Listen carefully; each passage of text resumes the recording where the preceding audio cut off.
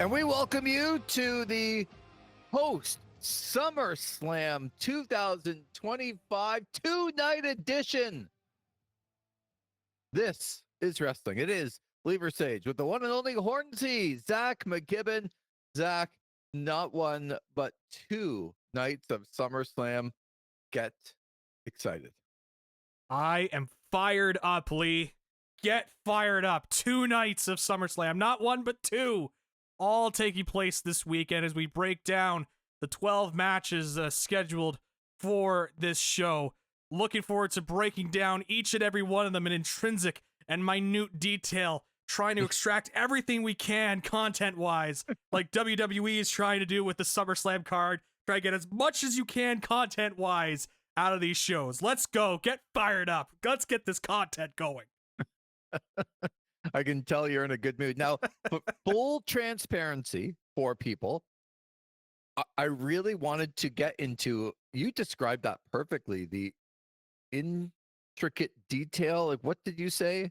The intricate and minute details of each professional wrestling match. Right. So we're going to do that. And for full transparency here, we are recording this right now on early Sunday afternoon where night 2 has not happened yet. And we just wanted to give a fresh take for night number 1. And then we will go into night number 2 in this same episode.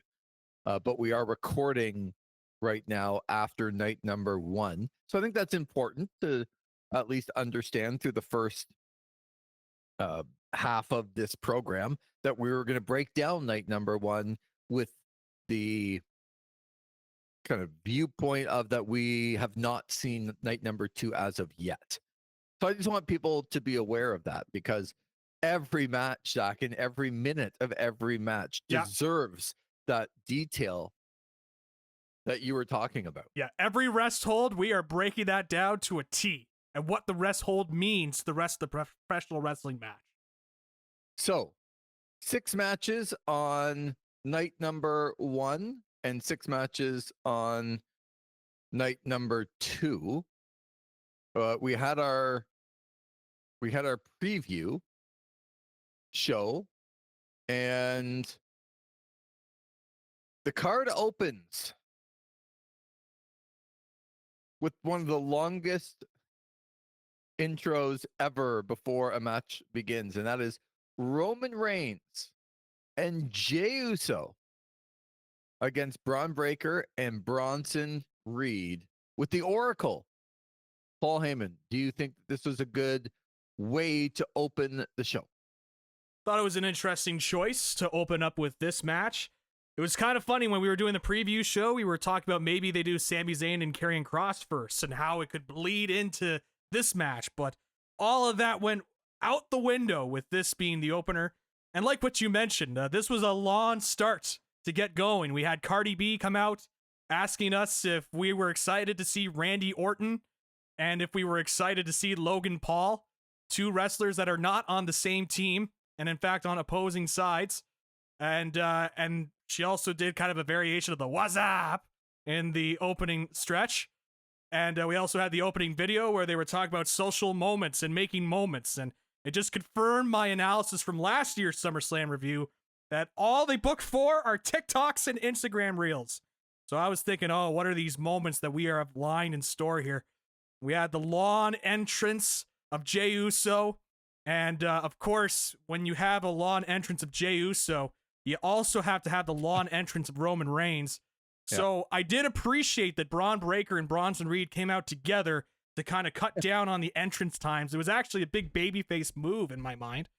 And I guess we didn't get enough yeeting, Lee, when we saw the Jey Uso entrance, that we decided that we're going to do the yeeting stuff again in the middle of the match. You enjoy Jey Uso restarting the music and yeeting in the middle of a match? I was like, I needed more of that in my life. I didn't get enough from the 5 or 10 minutes that they did the entrance and going around to each and every person. It felt like he went to everybody, all 50,000 people, to go yeet with them. But he's like, I don't think that's enough. I think we need more yeeting in our lives. So let's yeet again. let's hit the music and we're going to be yeeting again. Like, oh, great. After 20 minutes of sitting there waiting for the match to start, I'm getting more yeeting 5 minutes into the match. Excellent.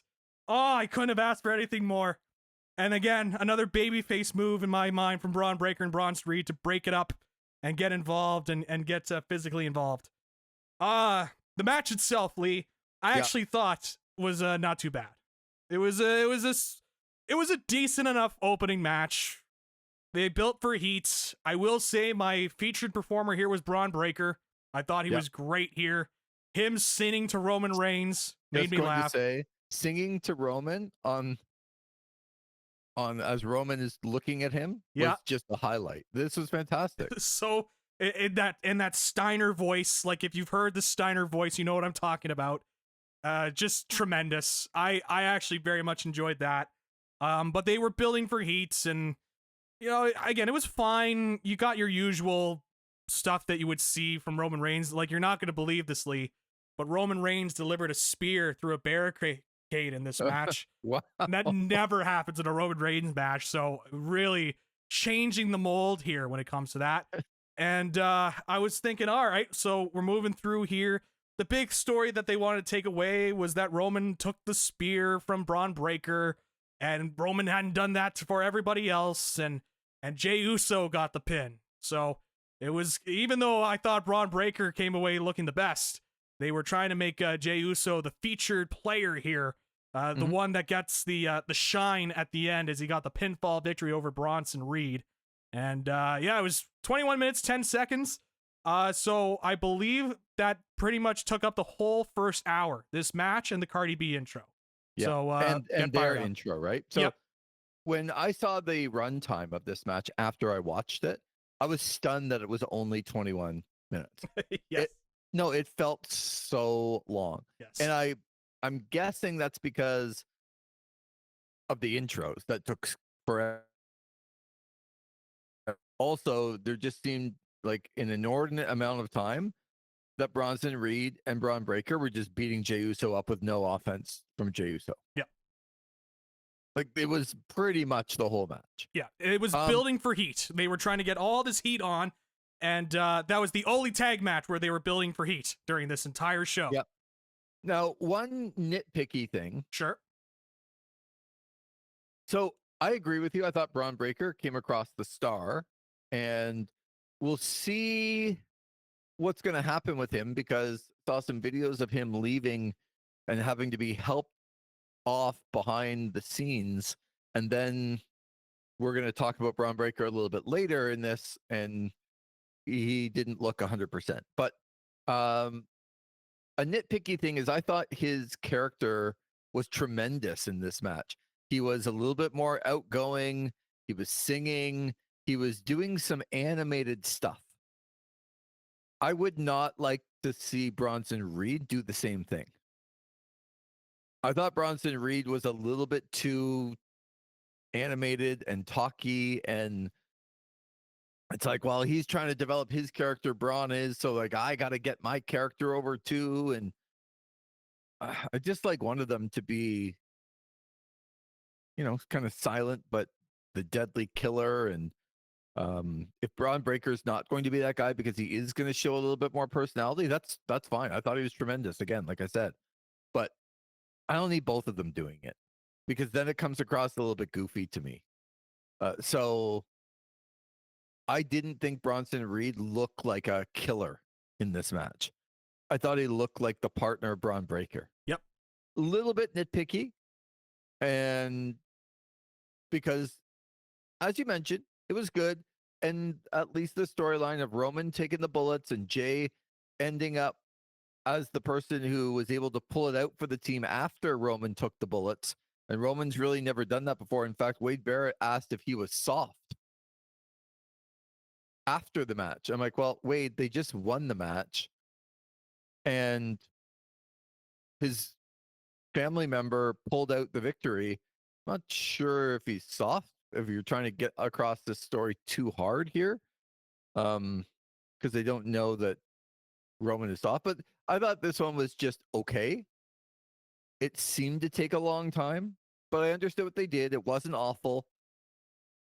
And Braun Breaker came across looking better to me, which is important, I think, when you get in matches like this, that somebody else other than Roman is featured. Yep. And they did do that. So I give them credit for that. But Roman Reigns and Jey Uso win this one by clean pinfall.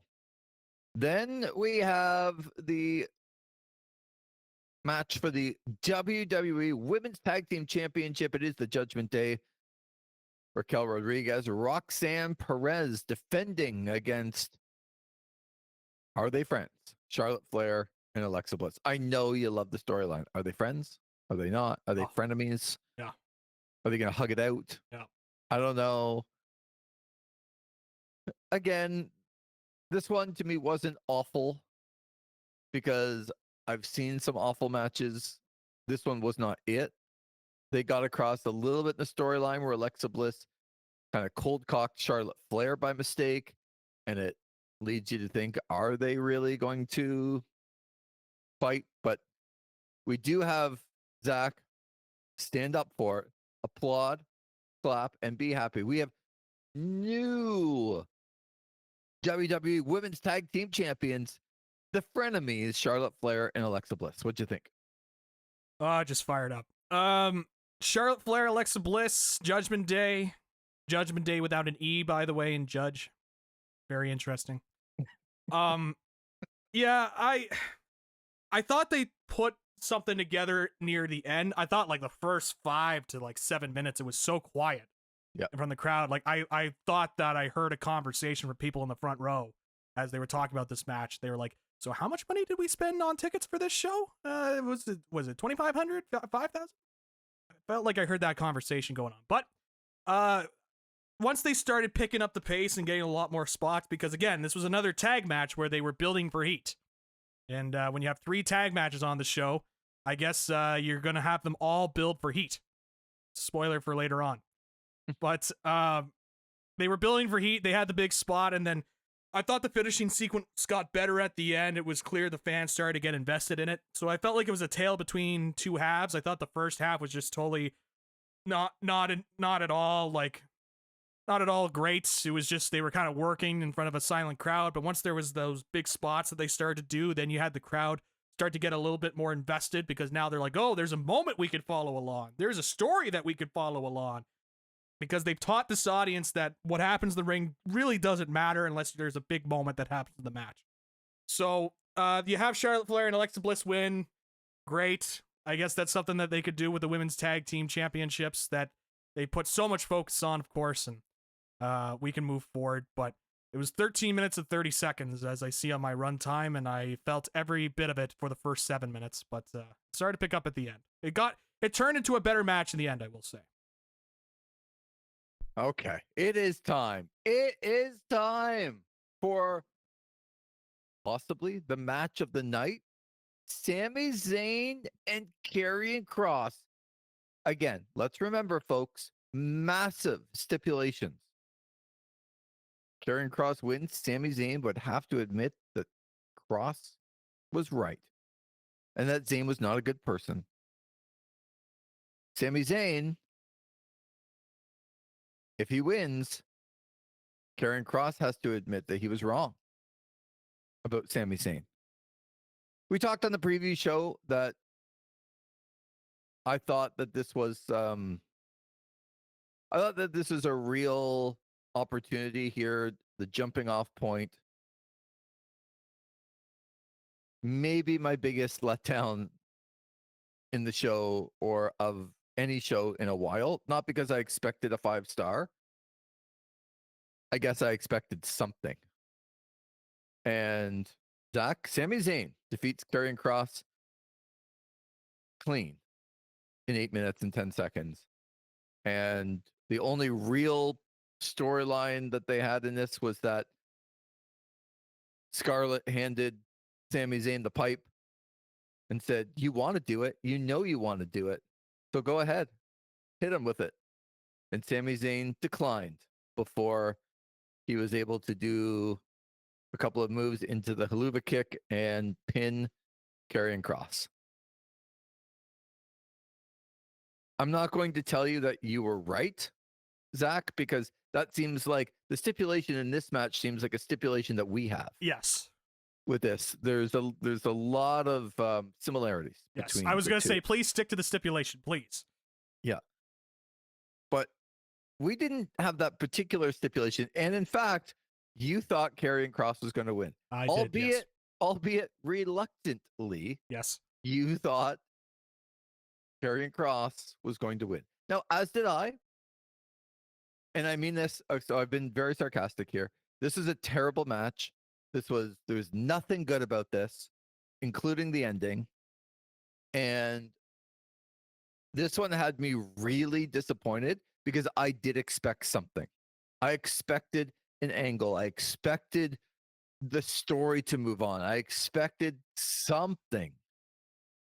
And I don't know about giving them 8 minutes is the best. I think they're both capable of more.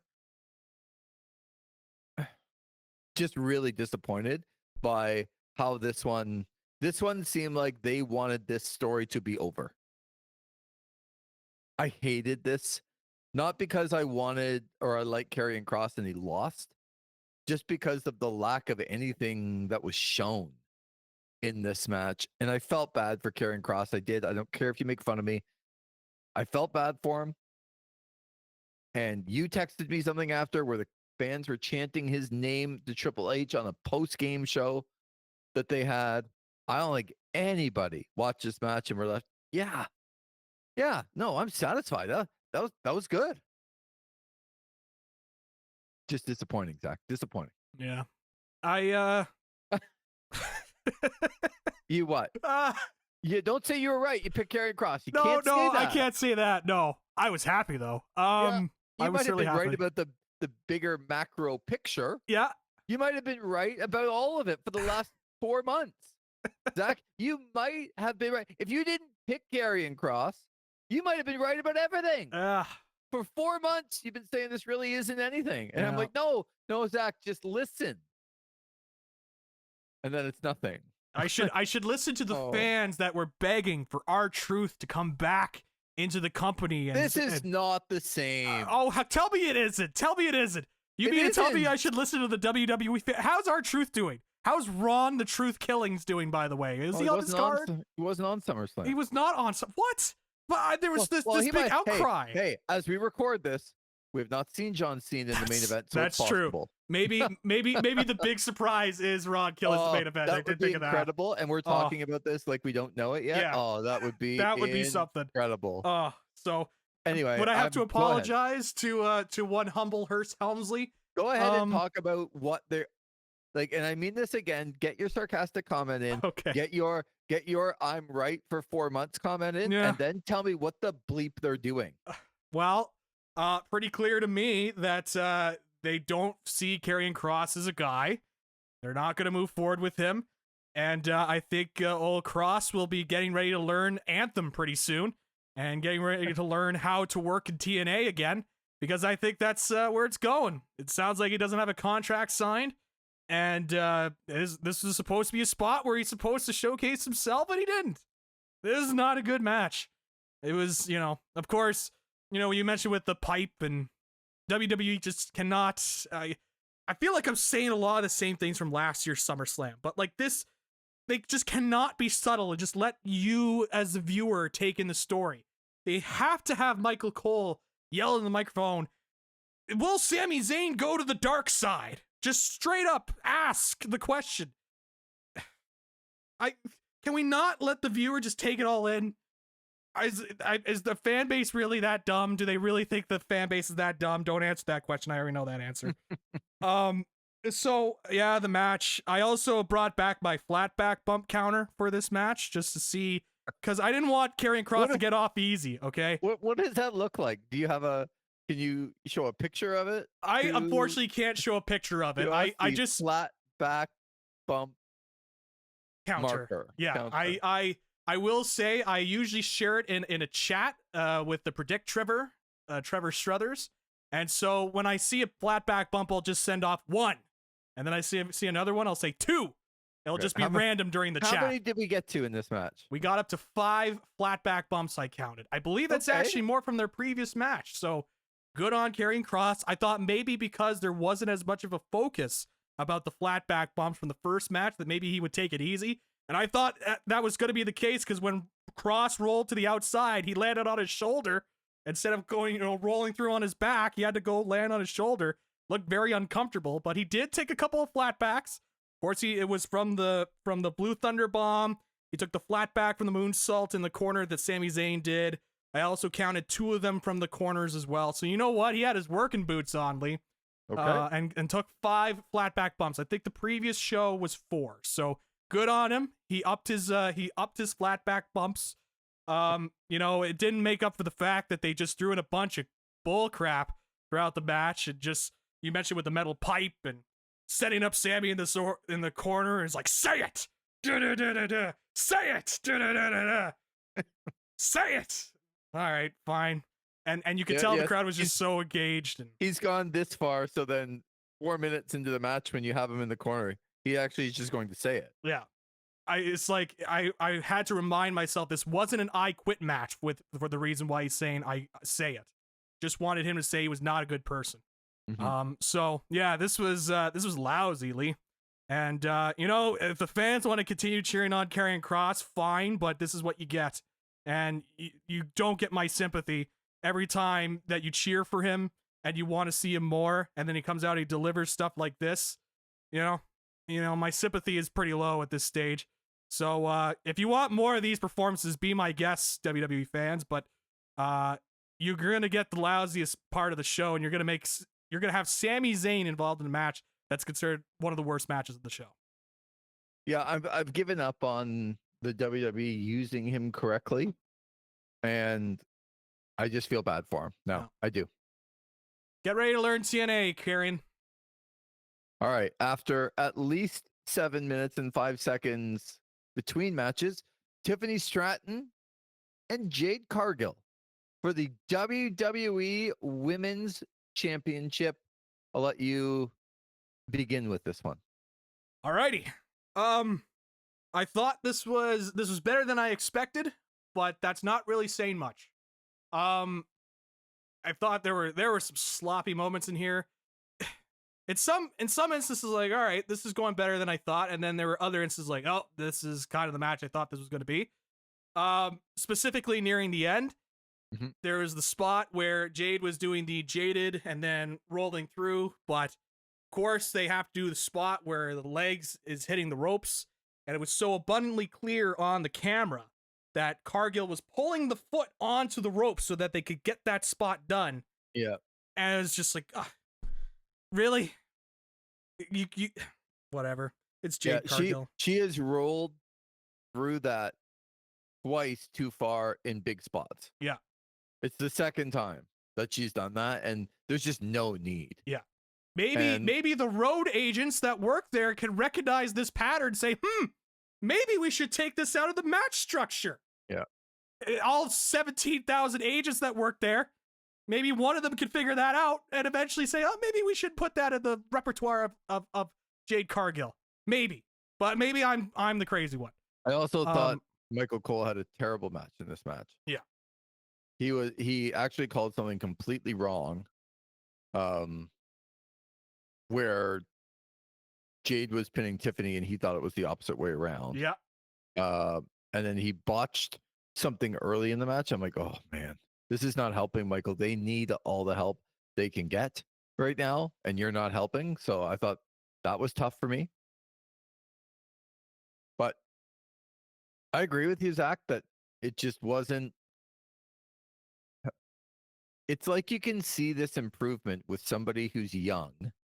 And I'm not talking that Jade Cargill is young. I'm talking about that with anybody who's inexperienced, you see this progression and kind of week after week, month after month, you're like, okay, they're getting a little bit better. They're getting a little bit better. And then there's a screw up.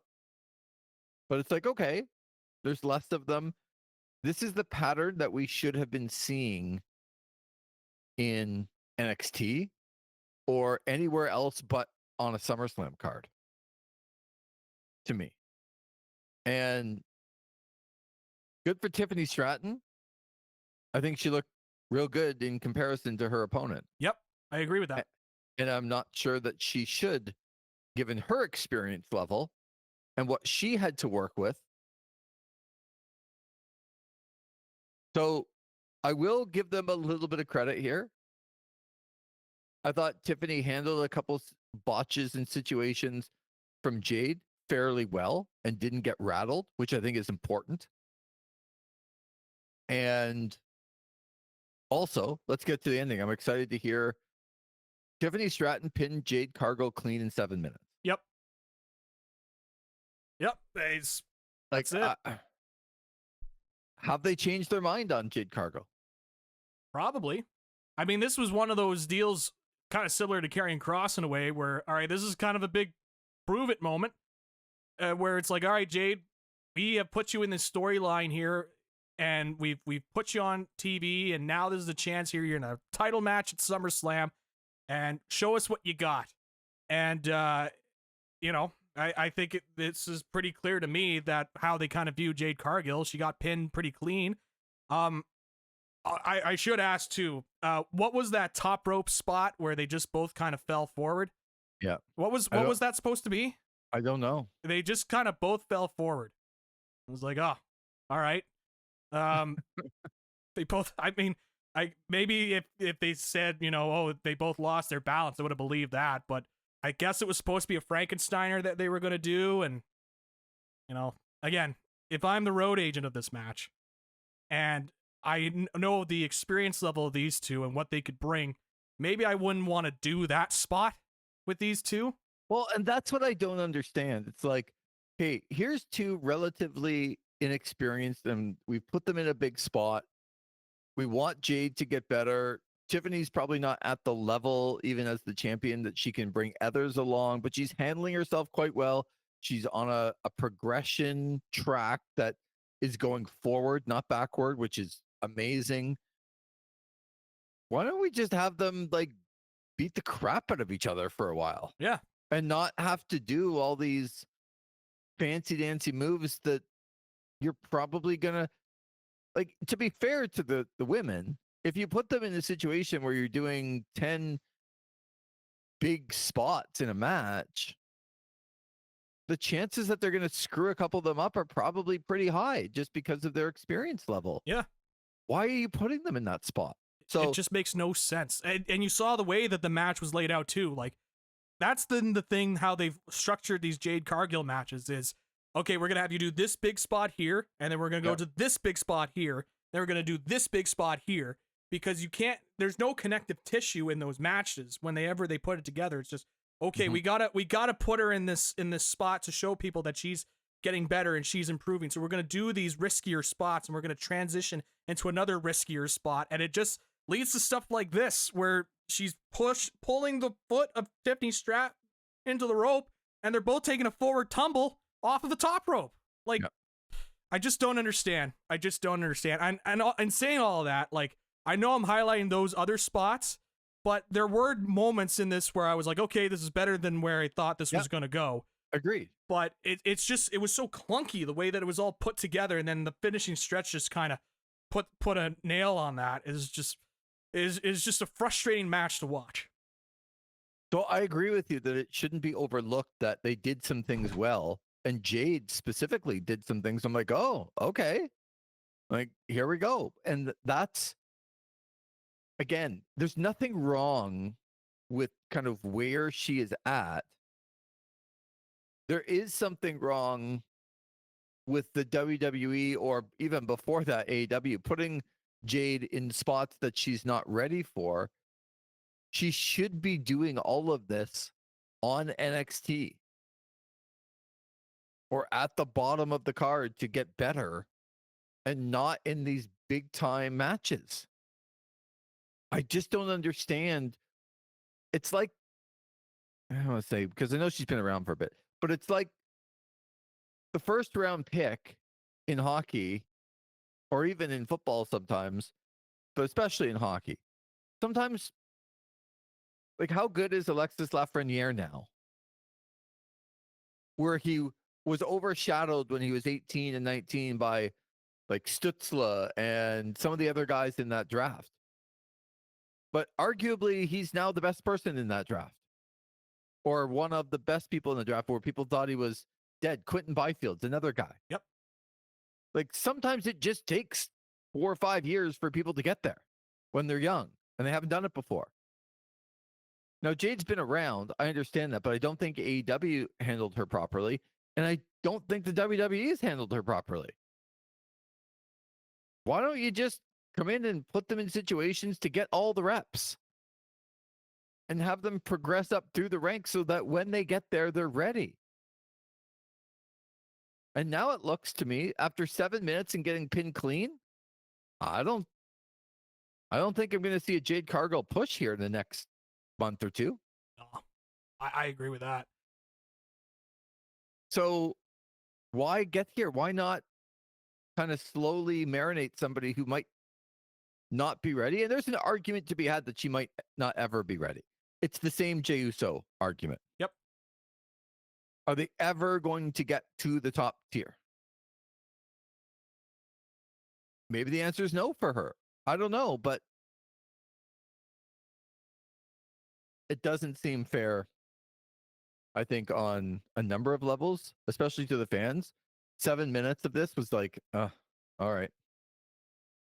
But now, Zach, it is Drew McIntyre and Logan Paul and Randy Orton and Jelly Roll. I'm going to let you start with this. They all got separate entrances. I like the fact that Jelly Roll came out with a mic, and I was dying inside going, oh my God, what is he going to do? Is he going to sing his way to the ring? Like, and do something really goofy? And he basically just said a couple lines of Randy Orton's theme song and then let Randy come out. And I'm like, okay, that's not bad. That's not a bad way to get to the ring. And I thought it was going to be super goofy. I really did. When he had the mic in his hand, I'm like, oh no, oh no. So I appreciated that when they got to the ring, it felt like, okay, here's a match that a lot of people from the outside world are interested in, with Logan Paul, who I think Wade Barrett did a good job of putting over, is now like not a celebrity anymore. And the celebrity in Jelly Roll. What did you think of this match? I thought Jelly Roll did his job well, what he needed to do, considering the experience level and the bump that he took as well, with the elbow drop into the announce table from Logan Paul. I thought he did what he needed to do. I did laugh, though, where at the start, Jelly Roll is off in the corner. He's like, no, Randy, I got this. I'll start things off and keep on going here. And he was out there for a good while. It was like 7 minutes he was out there doing stuff. So, okay, that's one of the first things I wanted to talk about with this match was I even get, hey, man, I'm enthusiastic. Randy, I got this. I'm good. But when they tagged Drew McIntyre in and he went back to Randy and still was like, I got this, I'm like, oh, not great. Not great. Not great. Well, I was just laughing because, of course, Randy Orton would not want to go in there and take some bumps. He's like, all right, no, I've done what I needed to do. You could go take the bumps now there, Jelly Roll. So just saving a couple extra miles on the career there for Randy Orton. Yeah, I didn't love that either. It was bordering on, like, there is a line when it comes to celebrity involvement in professional wrestling, and how much that I can tolerate a celebrity being involved in a match and being competitive. Yep. And they were really towing that line, especially when Drew McIntyre was in there. I agree. It was really, really towing it. And it's like, man, it's one thing with Logan Paul. It's another thing with Drew McIntyre. Yeah, absolutely. And, when it comes to, celebrities, and I'm always of the opinion, like, you don't want to give off the impression that anybody can do this. You want to make your stars be bigger than life when you're a wrestler. So there was stuff in here. Is like, man, I'm not really a big fan of Jelly Roll being that competitive with Drew McIntyre, but I will say he did get his ass whipped a couple of times there, Mr. Jelly Roll. And then they did the spot where they're lifting him up and they have like all the medics and whatnot lifting him up and taking him out of the arena. And he looks across and he says, "No, I can keep on fighting." So, and I'm going to cut you off here because right up until that point, even though there were a couple things like you could tell that he was placing himself in the right spot, like unnaturally, because he doesn't want to screw it up. But which I get it. I thought right up until that point, he handled himself pretty well. I agreed that you're towing the line with getting in offense against Drew McIntyre and like not being like Drew McIntyre could punch you and chop you 3 times and you'd be dead. But apparently Jelly Roll isn't. So right up until that point, I'm good. But Jelly Roll kind of looks back and he kind of doesn't push away people like, you know, the security that always look very feeble when it comes to wrestlers. One guy can push away 6. This was like 6 or 8 people, and Jelly Roll hardly pushed them aside. And he's like, I'm going to get back in there. Zach, you're going to have to explain to me how Mr. Resthold, who didn't wrestle for the first 7 minutes of the match, then is in there while Jelly Roll took the big spot, and Randy really didn't take a lot of punishment, but is down and out a little bit after a couple of things have happened to him because it's been 2-on-1 for like 2 minutes after Logan Paul put Jelly Roll through the table. It's not like something awful happened to Randy Orton. So Jelly Roll pushes the security aside, and Randy Orton thinks that, you know what? I'm going to tag this guy in. I think he's got something left. It might have been treating the fans in the most idiotic way possible. That Randy Orton, after we know he stood on the apron for 7 or 8 minutes at the beginning of the match and didn't take the big spot, was so hurt in 5 minutes of actually being inside the ring? Yep. That he needed to tag in the celebrity who was being helped away after taking the biggest spot in the match by far. Randy Orton thought that that was a good idea. You can sell me on a lot of things, but that is treating the fans like they are idiots. This is Randy Orton. This is a guy who was in the greatest wrestling match of all time. I think that's what it was called. Trademark. That was like the longest match of all time. Yes. Like 46 minutes, something in there, 47 minutes. That's the match with Edge there, right? Yeah. Where all the wrestling journalists were like, please end this torture. I'm done. Yes, I can't do this anymore. Yes. But still, he went for 47 minutes. He was in the ring for like 5 in this match, and he thought it was a good idea to tag Jelly Roll back in because Jelly Roll pushed the security aside. Zach, at that point, I'm just like, too much. But I'll give them a tiny bit of credit where I thought Jelly Roll was going to come in and like get the win. And that didn't happen. But I guess Randy Orton was so hurt from this 4 minutes of punishment that he took that he was unable to get back in to help his partner. Oh my God. I'll give them credit at the end because Drew McIntyre and Logan Paul get the victory after they pin Jelly Roll, which I think was good. It surprised me. I didn't think they'd do that. It was like the one thing that I went, okay, somebody gets it because Jelly Roll comes in, looks good, and doesn't get the win.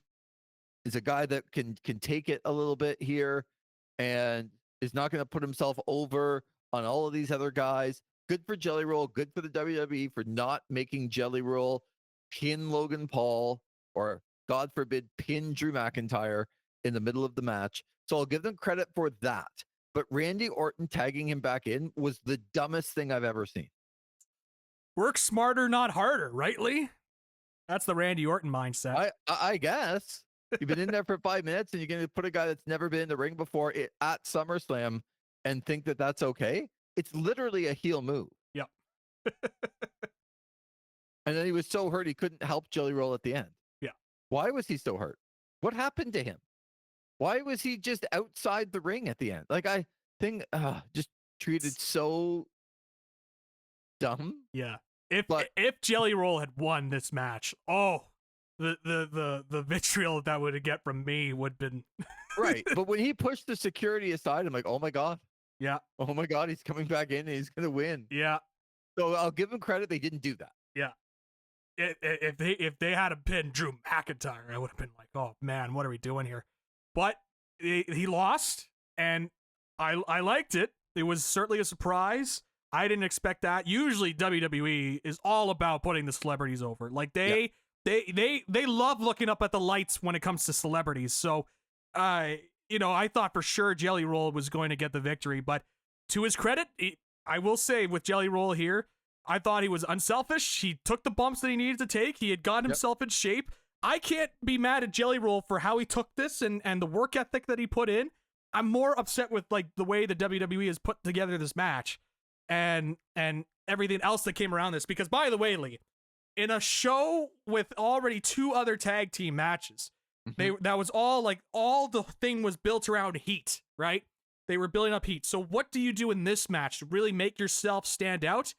You do another match built around heat. Just building heat. They love heat in this company. I know the show is SummerSlam, but do we really need that much heat for the show called SummerSlam? Can we do a little bit of variation? That's all I'm asking, That's all I ask. But yeah, the match itself was, when you actually break it down as a match, it was nothing. It was very painfully average. Yeah. So Jelly Roll was the star of this. If that's a good thing or a bad thing, I'll leave that up to you, to the listener. But to me, this was just an average match. Yep. Jelly Roll was good, and I think that for the WWE was important, and it made it tolerable for me. Yeah. That the person who had the least experience came across looking good. Yep. And I thought the guy with the most experience came across looking like an idiot. However, that gets us to the main event, Zach. It is CM Punk and Gunther for the World Heavyweight Championship. I thought they did a good job at building this one up with the entrances. I thought the way to present a champion is the way that you should look at Gunther and just present more people like this. He's a no-nonsense. I don't really have that big of a gimmick. I am going to kick your ass champion. And I like that.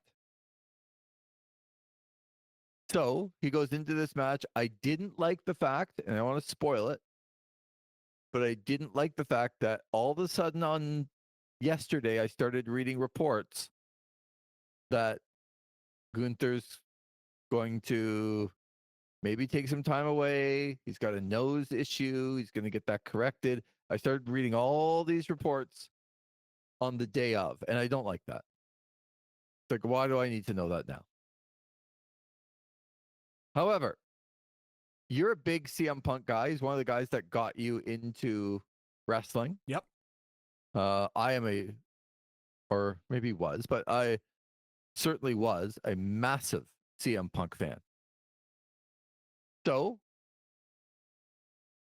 I like the intro, Summer of Punk in 2005, and then they went to 2011, and then they've gone to 2025. Punk and Gunther in the ring. What did you think? This seems to be a very polarizing match based on some of the reactions I've seen. I've seen some people say this was one of the best SummerSlam main events they've seen. I've seen people say this is one of the worst matches they've seen. It's actually kind of insane, just the widespread I've seen on of people talking about this match. I like this match. This is my favorite match of the show. Now, it wasn't perfect, though. It was far from perfect. There were definitely things that I think that there were ideas that I really liked that they were going for here. And then there were other aspects where I was like, man, Punk is slow. Yep. Like, and not in the slow, like he's being meticulous about it and it's part of the match, because there were elements of that. There were just elements where I'm watching him like, man, he is gassed. And the thing with CM Punk, and again, I'm a fan of his, so take it for what it's worth. But one of the things that I've always appreciated about CM Punk is that we know he's not a great athlete. We know that he knows he's not a great athlete. But what he makes up for his lack of athleticism, he makes up for with his mind, and his mind for the business, and how he puts together matches, and knowing the strengths of his opponents and the weaknesses of his, and maximizing the strengths of his opponents to make both of them look good.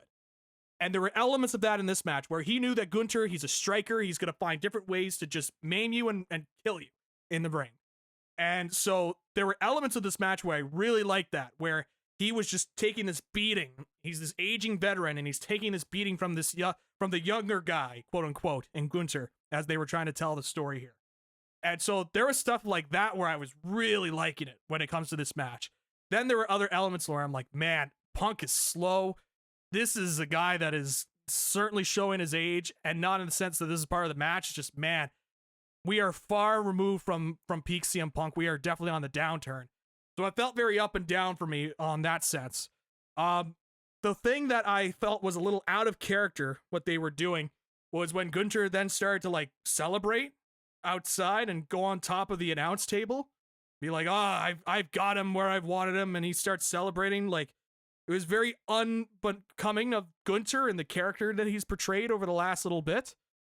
Punk comes in, takes advantage. And I think what was supposed to happen, you touched on with that sinus injury or whatever, that I think what was supposed to happen, because if you heard commentary, they were trying to put over that this was a broken nose and blah, blah, blah. And they were trying to play off of that. But the problem was you could tell the blood was coming down from the forehead. Yeah. So it's like, guys, I don't think he broke his nose. I think he just smashed his head in something and he's bleeding from his head. Yeah. So there was that mixed signals, miscommunication, whatever you want to call it, that it just felt off in that. But there was the element of, you have this guy, you've built him up as this sort of big bully character, this big bully wrestler, just beating up everybody. They mentioned on commentary where he's only lost to like 3 or 4 other guys since he's been in WWE, and 80% of the time he's been champion, like stuff like that, really putting him over and being a bully. But now that he's seen his own blood and he's not used to being on that sort of receiving end, seeing his own blood, where he starts to like panic and he starts to like do stuff that's unbecoming of him because now he's got blood on his face. Telling that story, I think is such good storytelling, in-ring storytelling. I do too. I love that element. And then Punk obviously getting the win and taking advantage of that. So there were elements I really liked of this match. And then there were other elements where I thought it was slower and not as good. So look, you and I think, look at wrestling a lot the same.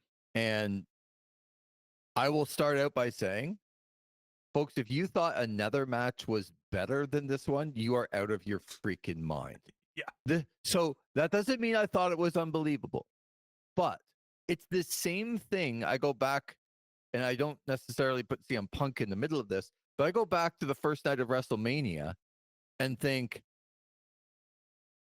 there was such a gap between Punk, Rollins, and Reigns to everything else that happened on night one.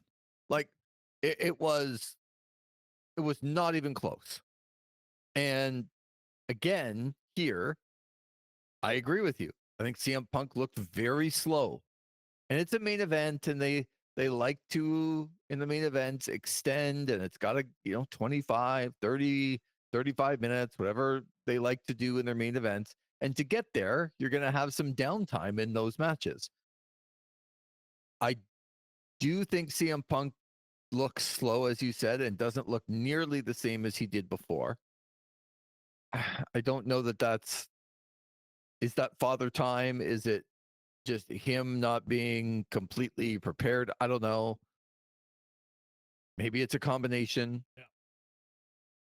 But this match was a wrestling match. The other stuff on this card was not.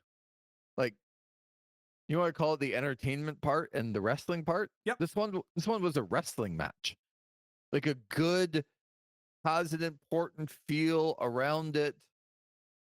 Two top guys putting in work. Like, the other stuff is not even in the same vicinity as this.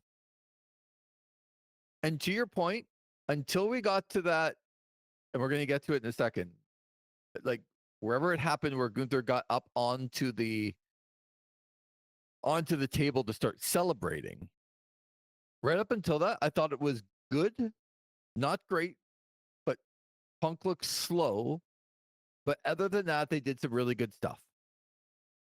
Gunther gets up on the table to celebrate, and I just don't understand the storyline of, so Punk is gonna like what, trip him up, and he's gonna like accidentally fall down and hit his nose, and then he's gonna go under the table and blade. But and then coming out, and now he's bleeding profusely, all from what, like a clunky accident? Is that what the storyline was? So I just don't understand why it couldn't have been at that moment Gunther getting up and doing something out of character, and Punk taking advantage of it by hitting a move that would have caused what happened to Gunther.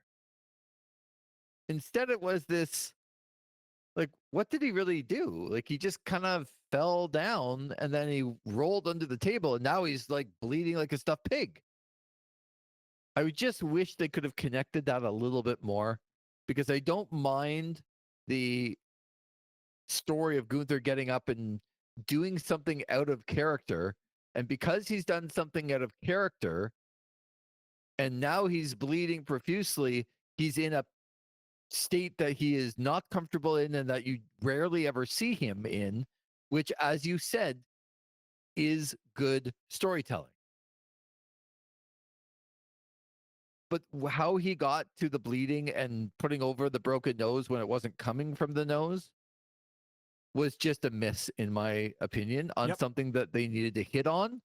But all the same, Gunther gets in the ring and he's nothing like he was before. He's not used to this, and Punk takes advantage, and Punk hits 2 go to sleeps and wins the world title. So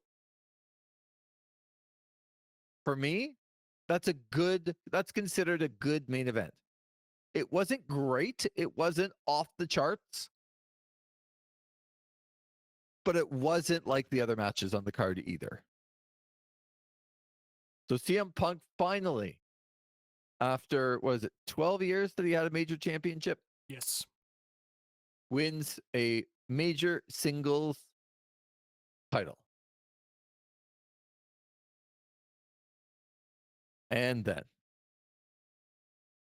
so here is where I'm super conflicted, and I'm just going to tell people what happened, and then you can talk about it, and then I'll listen to you. And the music of Seth Rollins hits. Seth Rollins comes out on crutches and a knee brace. And then Seth Rollins, almost like, I'm here, don't forget about me, I'm right here. And then he turns around, and then he throws the crutches away. He takes the knee brace off. He comes down to the ring. He hands in the Money in the Bank. And in officially 10 seconds, beats CM Punk with a stomp and is your new world heavyweight champion. And then Michael Cole afterwards calling it the ruse of the century, because it was 10 years ago that Seth Rollins pulled off the heist of the century at WrestleMania. So the show concludes with Seth Rollins and Paul Heyman and an injured Braun Breaker who came out with tape around his ankle and limping, and Bronson Reed and all there, and even sitting cross-legged like CM Punk, looking over him as Seth Rollins is your new World Heavyweight Champion. What did you think? So I'm going to explain the master plan from Seth Rollins and the idea of kayfabe Right. of this cash-in. Okay. So he has a match with LA Knight at Saturday night's main event. Yep. We have not determined a number one contender to the World Heavyweight Championship at this point. I would like to point this out.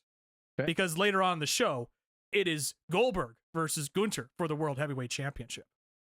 15 minutes into the match, Seth Rollins decides, you know what? I am going to throw this match. I am going to fake an ankle injury, and I'm going to have everybody believe that I am seriously injured and I am gone long term. My ankle is screwed up. And he purposefully loses to LA Knight so he could fool everybody into thinking that he is legitimately injured. He goes on the Rich Eisen show as a guest host and says, oh, I'm going to be gone for a long time, right? Setting up this long-term ruse. So what's the big payoff for this long-term ruse? How did he put one over on CM Punk? Comes out in the crutches. He looks across and he says, I'm going to come after that belt. I'm going to get after that belt. And he turns around and then he realizes, oh, I'm feeling pretty good. He throws the crutches away. He unhooks the brace that's on his leg. He runs down the ring. Mind you, during all this, CM Punk is standing at the center of the ring, seeing all of this happening at the stage, and can at any point leave if he wanted to. He could go through the crowd. He's done that before. CM Punk. He could go through the crowd. He could go up the stage. He could do this. He could do that.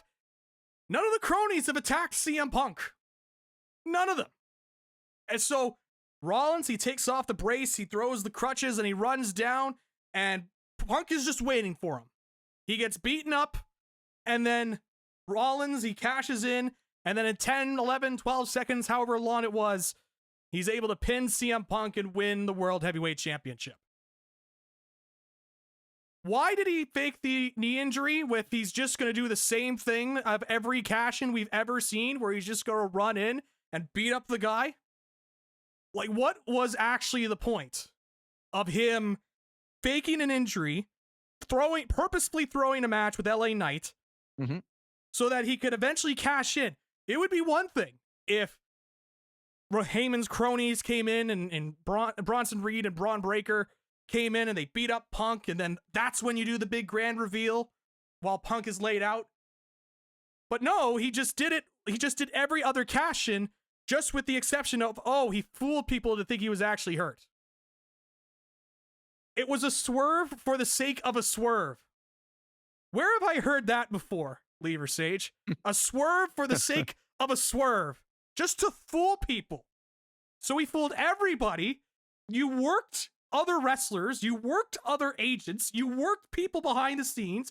You worked the fans. You worked all these people to do this payoff where really you just did every other cash-in you've seen in the last 10 years. And oh, by the way, Seth Rollins is a heel and the fans are cheering for the heel winning the title despite them cheering for Punk throughout the match. Has wrestling passed me by, Lee? Have I missed something? You are getting a little old. That's good. Clearly. Yeah. I think the white hairs are coming in quicker than it should be because of doing this podcast. Yeah. But am I missing something here? No, this feels very late WCW to me. Like a swerve for the sake of a swerve. There's nothing that I understand about this. And maybe you're not getting older and it's passed you by, because I am actually appalled at the people that are saying that they didn't expect this, or that, like, I have read and I just couldn't help myself going to social media last night and trying to understand how everybody thought that this was a surprise. And like literally the ruse of the century, as you said. So like just technically, if he were just never hurt and came out and did the same thing, what would be the difference? What, you think we forgot about him in what, 6 weeks? Was that how long it was? Pretty much. I think it was in the middle of June. Yep. That's Saturday night's main event. Like in 6 weeks, we forgot when Paul Heyman brings the briefcase down every time we see Braun Breaker and Bronson Reed, and he brings the briefcase down. We forget about Seth Rollins. We've totally forgotten about the guy. No. It didn't matter that he was hurt to this storyline anyway. Why is his music hitting? Wouldn't you want somebody to come down and like, I don't even think it's a great plan, but what if Punk's celebrating, they look like they're going to go off the air, and Bronson Reed and Braun Breaker come down to do something to him? Set up another feud with somebody else with CM Punk. Drew McIntyre, maybe, like whatever. And then all of a sudden you see Seth Rollins on crutches leading up to, maybe this is my opportunity. After he's really like dead in the ring and then revealing that he's not as hurt. I just don't understand how the being hurt part of this ended up being anything involved in it.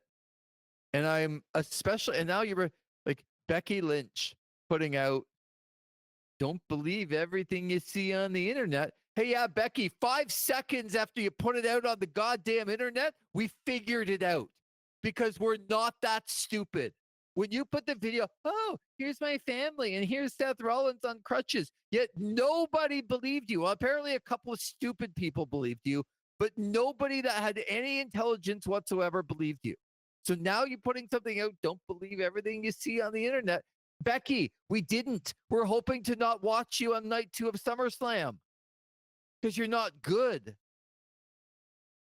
The amount of people that are playing into that they have pulled one over on everyone, I don't understand it.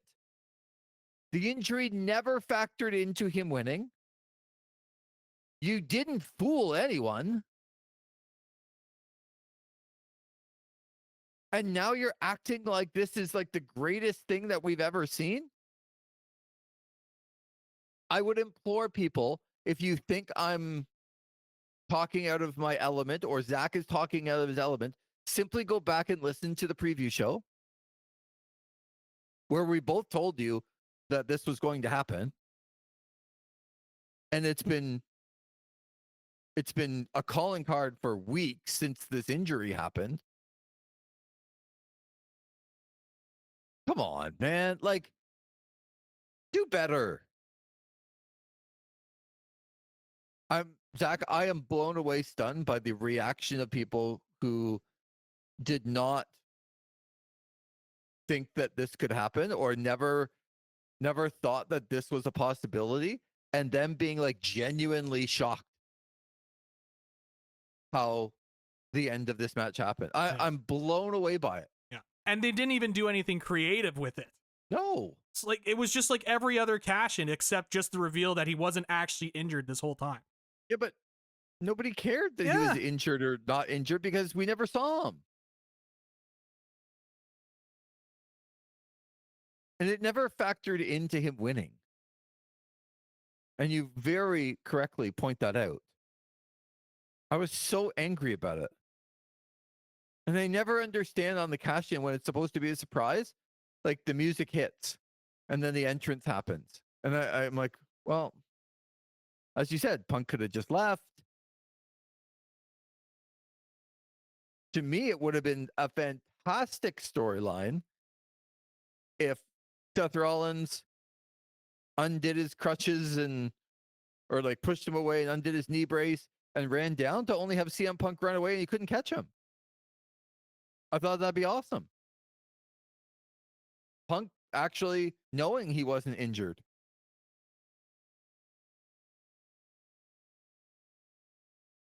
Anyway, I'm supposed to love this as a fan because I'm supposed to have been swerved. Nobody saw this coming. Bro. What a great ending to just night one of this 2-night spectacular. Oh, I'm just so disappointed and left with this. Really, guys, this is what you thought was the best possible storyline? There's just so many holes in it.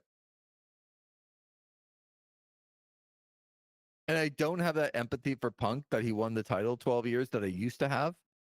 I don't have it for him anymore. Yeah. Well, just the visual of him tearing up at the World Heavyweight Championship is like, I just, what happened to my guy, Phil Brooks, man? Yeah. Like, what happened? Like, are you kidding me? Come on. Wrestling in Saudi Arabia. Yeah. The CM Punk humiliation tour continues on. It rolls on here. Yeah. And he has to go back to the Seth feud, which I'm sure he's absolutely loving. He loves that he has to go back to the Seth feud. Yeah. Anyway, I mean, if you want to ignore the AEW World Championship win, which fine, in terms of his first world title since 2013 or whatever. Yeah. So, but yeah, he won the World Heavyweight Championship. The fake world title, and he was crying about it. I was just. So I will ask you. Sure. Do you think that Punk that's the next feud? And do we build up here to Reigns and Rollins because that's what they wanted to do at some point, and trying to make the World Heavyweight title mean more by having maybe Roman Reigns beating Seth Rollins for it, or at least Roman Reigns going after Seth Rollins for it to make it seem legitimate? And if Punk is going after it and Reigns is going after it, I do at least see the tie-ins to WrestleMania where Seth turned on everyone and it went to a Paul Heyman guy against Reigns and Punk, and now you're going to have Reigns and Punk be the chasers for Seth's title because Seth has pulled off 2 of them, right? He beat them at WrestleMania and he's now beaten Punk for the title. Are you legitimizing the World Heavyweight Championship by putting Reigns and Punk as the chasers to Seth Rollins? You're definitely doing a better job of making it seem important, for sure. I would say that, because those are top guys in that company. Like, in order to make the title belt worth it, you got to make your guys seem like they want the title belt, right? So, well, then you can't make fun of him crying about it. Well, I can, but I mean, I can, because it's just inherently funny that CM Punk, like, but you just said you got to make the guys look like they care about it. Well, okay, I know, but like about it. But it's not going to be one night deal. You know what I mean? It's got to be over time. I'm just busting. I just didn't like the ending. I thought it was flat, and I know that. Look, a WWE fan, I get where you're coming from, and you're probably going to say all you do is crap on everything. I get it. I'm really trying, man. I'm really trying with these matches. I see so many people online that think that this is so great, and they were so surprised, and they love it so much. And I don't want to take that away from you. I didn't see it as a surprise. I thought it was actually very predictable. And this show, like, look, you want us to be, we're not that smart, folks. I'm including Zach in that because I want to feel better for somebody beside me that's also. Well, you've heard my picks on the prediction show. But so look, we're not that smart, but this didn't get 5 minutes past us a month ago. I can't predict to save my life, and even I predicted that Seth Rollins was going to run down and cash in like a month ago. Yeah. And so then it happens, and people are like blown away with this. I see these people leaving like that's one of the most like ingenious, surprising moments like we've ever had. I'm like, what the bleep are you talking about? What are you talking about? So I'm just trying to explain to the WWE fan right now, like, I want to like it. I thought the match, even though it was a little bit slow, it was a main event, so I know they had to go further. I thought it was good. I thought it was way better than anything else on the card. But the ending was just very, very flat for me. I'm not trying to not be into it. I want to be surprised. I was surprised when Logan Paul pinned Jelly Roll. I thought that was awesome. I'm like, okay, yeah, here we go. Like that was good for me. It was a bit of a surprise. I just want a little bit of a surprise in things that mean something, or have it be like a top quality match where I thought the Reigns Rollins Punk match at WrestleMania, not that it saved the card, it was one of the worst WrestleManias of all time, but was the gap between that and everything else was big time. I thought, and that match had no stipulation, no title. It was just good because the performers were really good. And I just wanted this to be that. And I personally didn't get it. I got this Seth Rollins world championship that he pulled the ruse of the century, as they're calling it, for the secondary title. The ruse of the century, when he wasn't hurt, when we were supposed to think he was hurt, but he just went away and it never mattered to the cash in whatsoever. And we all saw it coming a mile away. And his wife is saying, haha, gotcha, guys. Actually, no, you didn't. It just makes me feel like they don't have their finger on the pulse of what is really, really good. And I want them to. So, as we said, Zach, we're recording this not having seen night number 2 yet. It is Sunday afternoon. We're looking forward to it shortly. And you won't have to go far because you'll see another recap. We'll just continue this conversation as we get into night number 2. So looking forward to that, and happy SummerSlam night number 2. And we're not even going to say goodbye and have it be another episode. We're just going to keep talking about night number 2 coming up here shortly. But night number 1, what grade would you give it? Oh man. Remembering that you're going to have to combine grades at the end of this show. Yeah, that's I'm tabulating that in my head. Yep. Just going through everything. I mean, I liked Punk and Gunther. I really liked it. I don't know if I loved it as much as other people did, but still far and away the best match on the show. Everything else I thought was like average to not great. So I'm hovering around that average mark. I'm hovering around like a 5. There is a part of me that wants to give it a failing grade, but 5 is just a pass. Like, yeah, that's like not just average. barely passing. Well, 6.5 is average. Yeah. 7 is average. Yeah. I don't want to give this a high. This is such it's the cash in, and and then the silent. There were moments of silence in the crowd that I could hear the people talking, and Jey Uso having to yeet again during the middle of the match after we went through the 10-minute entrances. I'll go 5. Maybe who knows? Maybe when we continue on with our night 2 conversation, maybe I'll be a little bit more upbeat. But I'll go a 5. Again, you have to combine your 5 with what you give night 2 to come up with a full mark. Yeah. I am going to give this a 6. Okay. And the reason I'm going to give it a 6, and that's high for me, is because I thought they did a couple of things on the show that I liked. And I thought it was good work between Gunther and Punk, even though there were holes. It was way better than everything else. I thought pulling the trigger on Jelly Roll being pinned by Logan Paul was much better for the storyline, and I give Jelly Roll a lot of credit. And I like the fact that whoever decided that Tiffany Stratton should pin Jade Cargill in 7 minutes clean, I'm here for. So I will give them a little bit higher than I thought I was going to after I finished last night watching the card. I'm going to give them a little bit higher because those 3 things to me are important enough to recognize that, okay, they haven't completely lost their way here with some of the things that they need to do. So I'm going to give it a 6. Zach gives it a 5. We look forward to night number 2, and that discussion starts right now. And now into night 2, and what a development at the end of night 2 after the main event with Cody Rhodes and John Cena. for the WWE Undisputed Championship. Oh, Zach.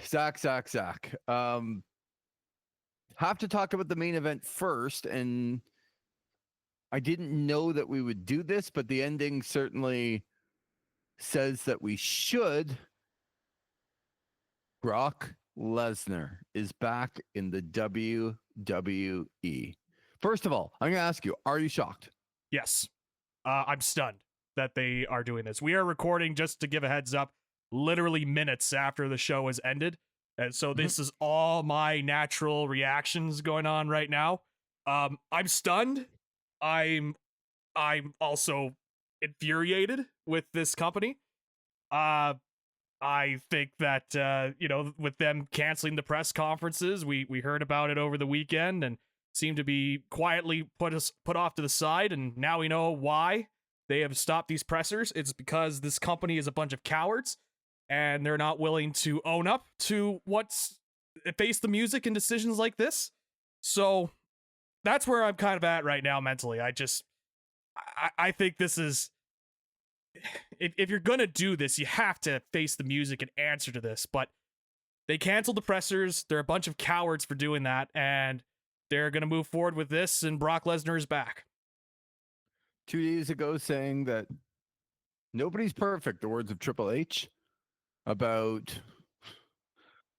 Vince McMahon, about others that have been in lawsuits. To be honest, when I heard the cancellation of the pressers, in my mind, I was like, thank God, because they don't say anything anyway, and they turn out to be storylines and a joke. Yeah, and the people that take part in them, not all of them, but the majority of them don't take it seriously, and it's quite frankly a farce. So yeah, right. That's what I felt when I heard that, but now you know the real reason why, and it's really hard in this day and age to think, as you said, that they're just not ducking away and being cowards about this. There's just no other reason, because they knew if they were going to do this, that would be the dominant questioning and they would have to have answers, and they didn't do it.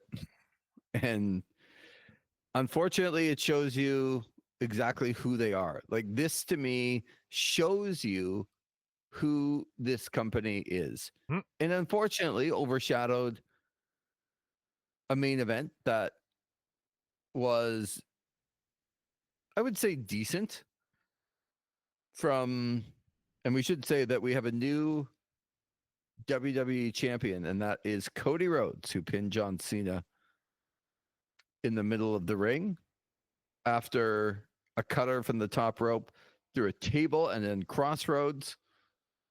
But it does pale in comparison, right, to Brock Lesnar coming out afterwards and the company thinking that they're not going to have to answer questions. I always thought that this was a possibility. You didn't. And I don't mean that in a, oh man, I was right. I mean that in a, it's kind of what I thought the company is.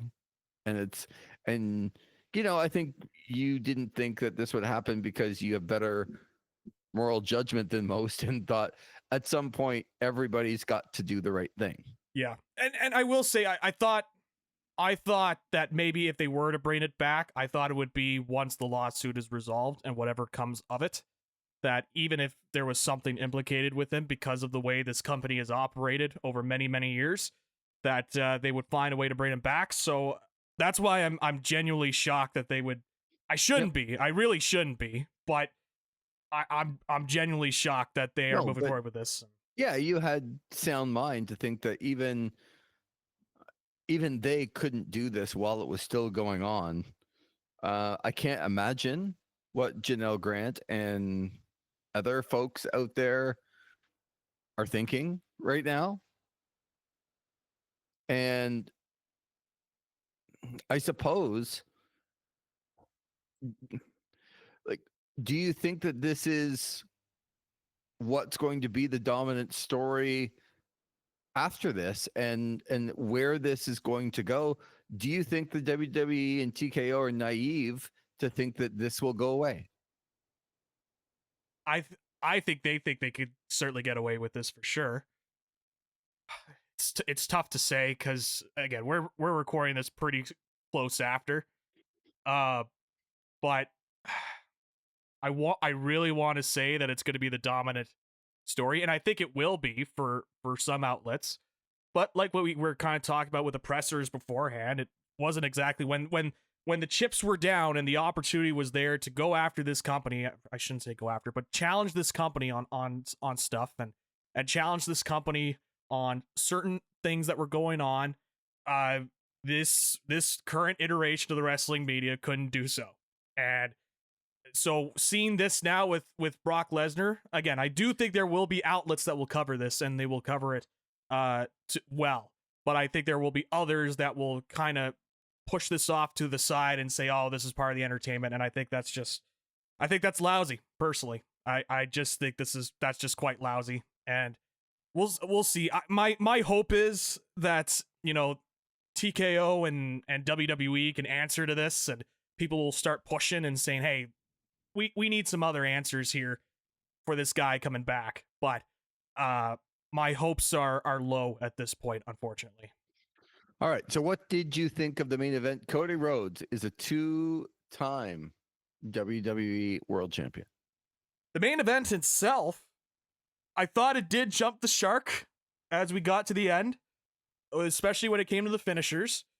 I thought it was just so finisher heavy at the end and just got a little bit too ridiculous for my taste.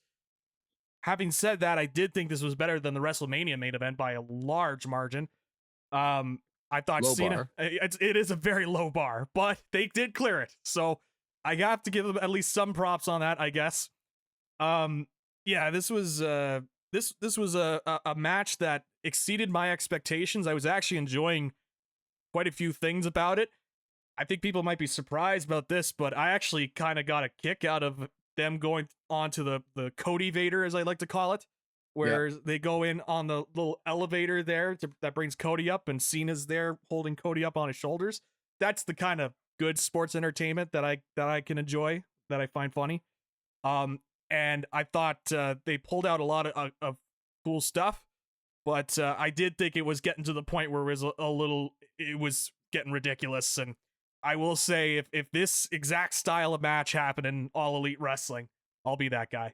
If this style of match happened in All Elite Wrestling, there would be think pieces and podcasts and everything in between talking about how that company is killing wrestling because of this style of match.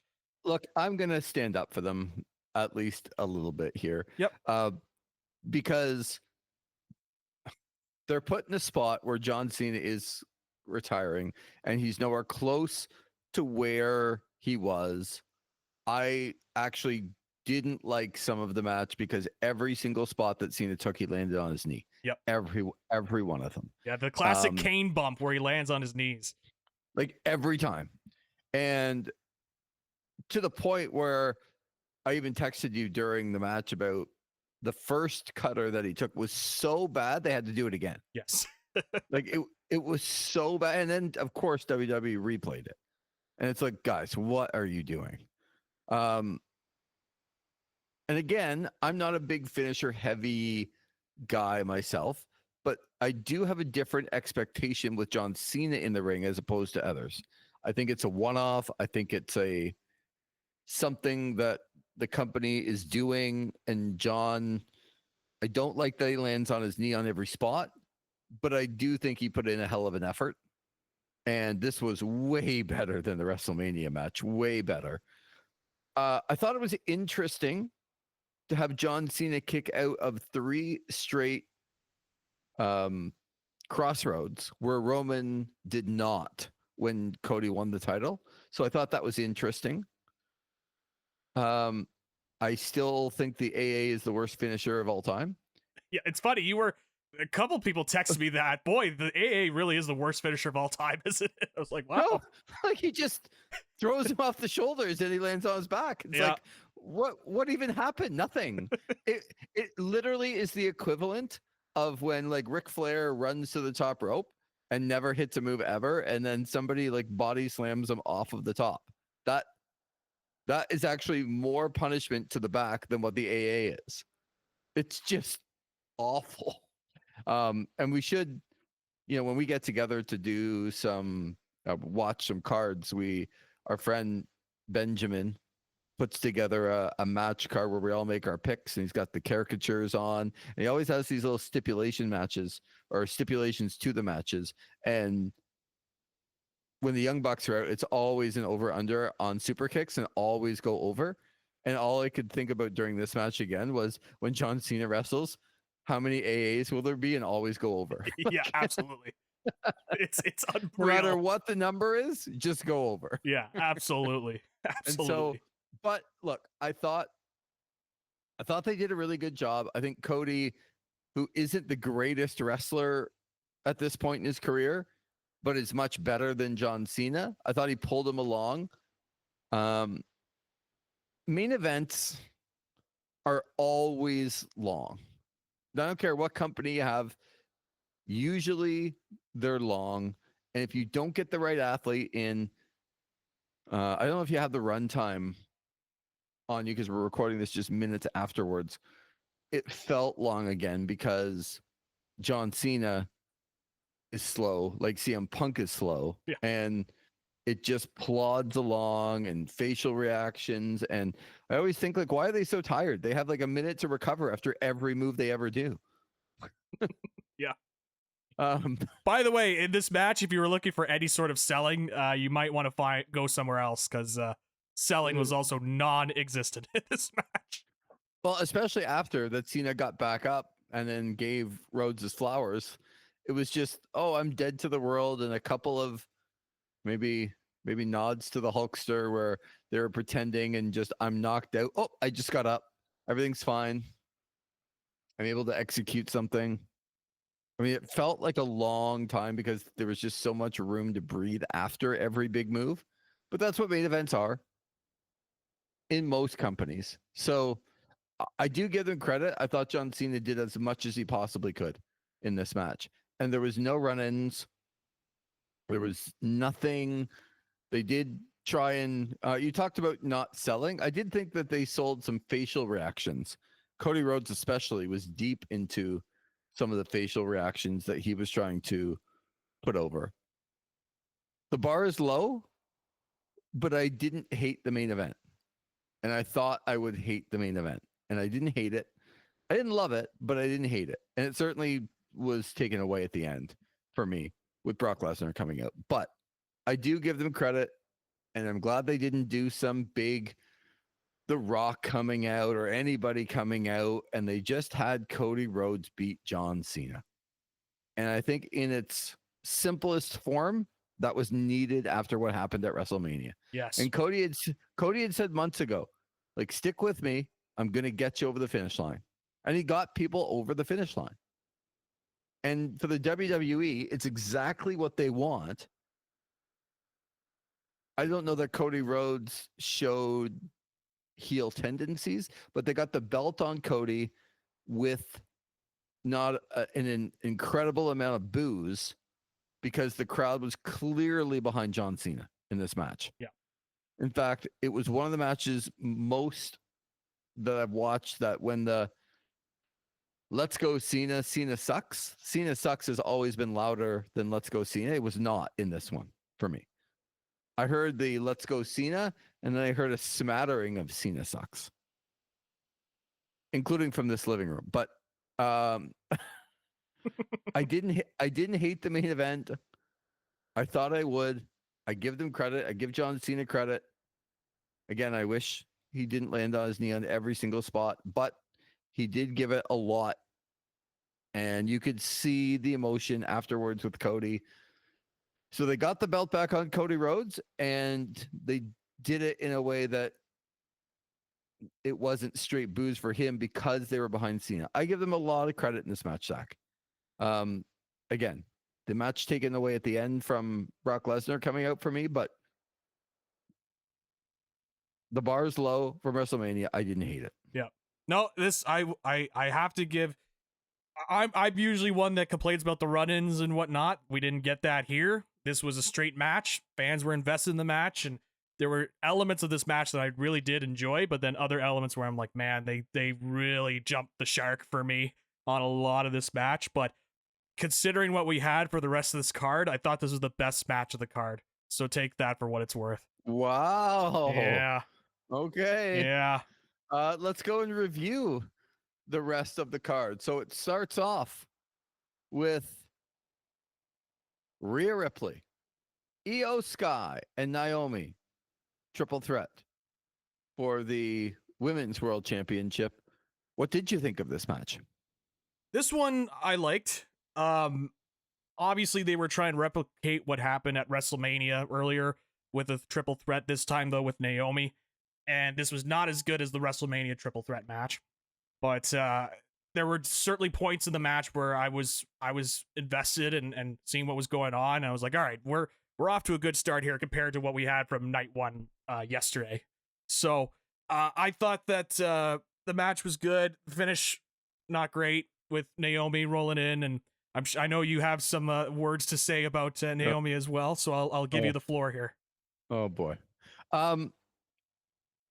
Here's what I don't understand, Zach. I don't understand how when you watched, you had an all women's pay-per-view, Evolution 2, and you didn't do a great build up to it. And quite frankly, it wasn't a very good card. But Rhea Ripley and Io Sky was awesome.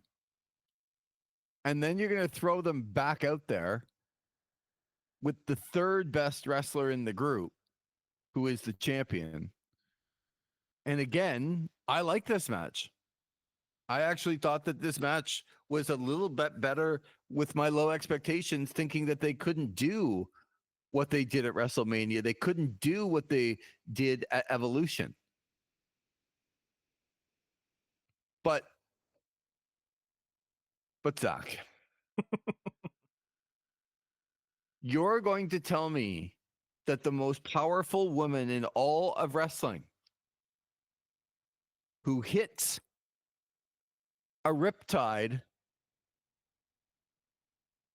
from the second rope in Rhea Ripley and goes to pin Io Sky and is rolled up by Naomi, rolled up.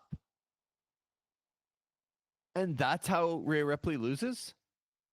Are you kidding me? Like, again, the deflation at the end of the match, and this is not because I don't like Naomi, which I don't. It's more the fact that this is an absolute deflation at the end for the second time in a row. I don't care that it involves Naomi or anybody else. Io Sky and Rhea Ripley are magic, and they're really, really, really good at what they do. And every triple threat ever in the world has somebody do their finisher only to be either thrown out of the ring or rolled up on by the third person who wins the triple threat. I was hoping for a big producer rant from you in this one, because it's just the most lazy finish in the world. So Naomi, who then comes in as Rhea Ripley is standing, crouched over, pinning Io Sky, but standing up, is rolled up by Naomi, no tights, no nothing, and Rhea Ripley can't kick out of that. Are you absolute joking me, Zach? Are you joking me? Come on, man. We gotta do better than that. Yeah. Don't worry, I've got producer rants for later on in the night. So but this is just,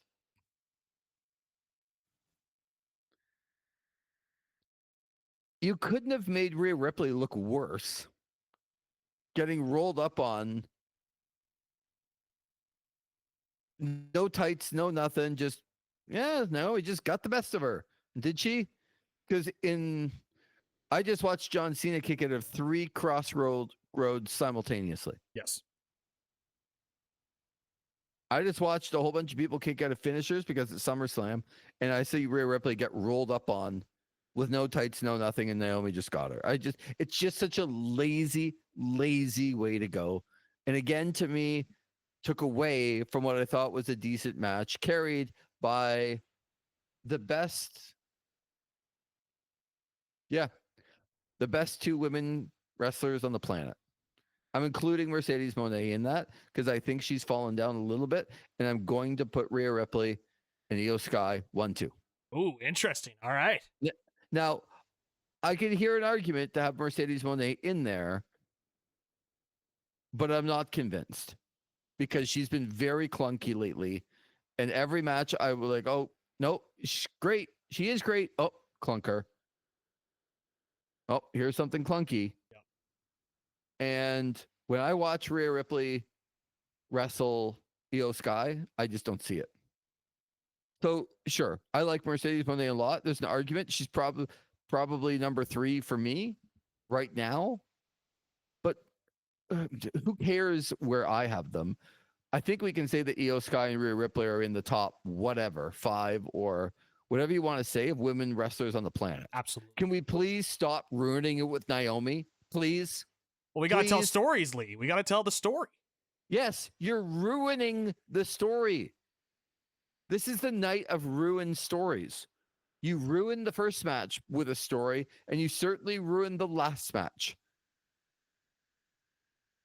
Anyway, I didn't mind this match until the end. Yep. And it's just the same old lazy ass finish. And it's just disheartening to watch. But now we go into the 6-pack tag team TLC match for the tag team titles. We got the Wyatt Six. We got Fraxium. We got the Motor City Machine Guns. We got the Street Profits. We have Andrade and Phoenix.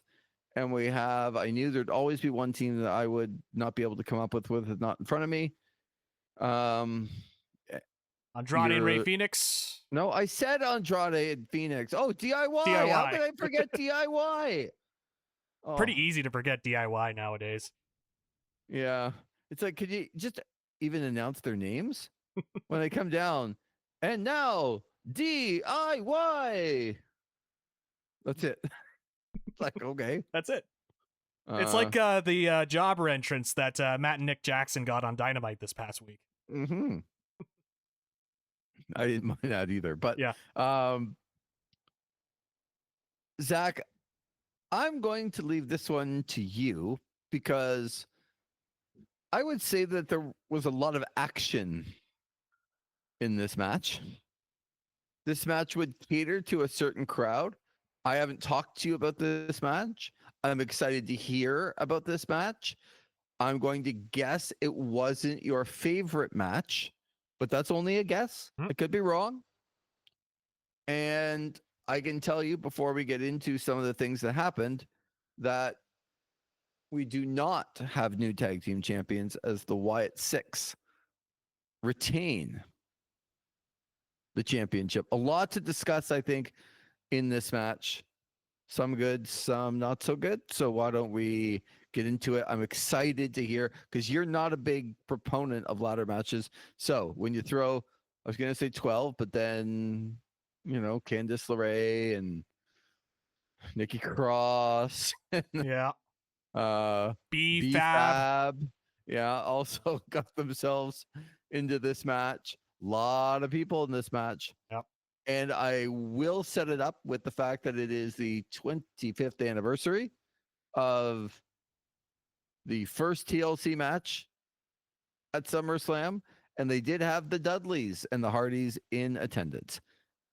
Shocking, they did not have Edge and Christian. Yeah, why wouldn't they have those guys? Feel like they're important in that trio. The Dudleys and the Hardys will go at it at Bound for Glory coming up in a couple of months. That's right. In TNA. So what did you think of the 6-pack ladder match TLC style for the tag team championships? This match is everything I hate about professional wrestling all jumbled into one. Oh no! I hated this match. With a boiling passion, I hated this match. Hated this match. Oh, I'm sitting there just like, oh my god, all it is just guys doing stuff, and not in the good way, just spots, ladders, of course, and not convincing ladders, because it was also like you could tell during one of the spots when Candice LeRae got knocked over to the outside, it looked like it was wood cut, like it was a wooden ladder, if you know what I mean. Very, very thin. It's a ladder match. The Wyatt Six. Let's just go through the lists of all the things that I hate about professional wrestling and how it, exemplified this match. Got the Wyatt Six winning. That's a check mark. Ladder match. That's a check mark. The Slim Jim tables. That's a check mark. The run-ins during a ladder match, even though we already have 12 people in the ring. That's a check mark. Michael Cole and Wade Barrett practically screaming in my ear after every spot with a busted eardrums at the end of this match. That's another check mark.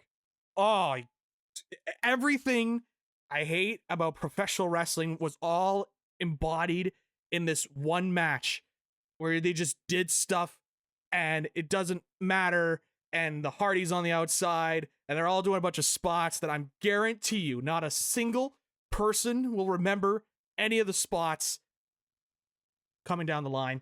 And then, of course, the Wyatt Six are able to get the victory. Okay, so I know you got lots else to say, but you can get it in. What is the spot right now, if you just had to pick one, what is the spot that you remember most? I'm hoping to make a point with this, but we'll see. Probably Ciampa moving up on the belts there to avoid taking the diving spot. Okay. Yep.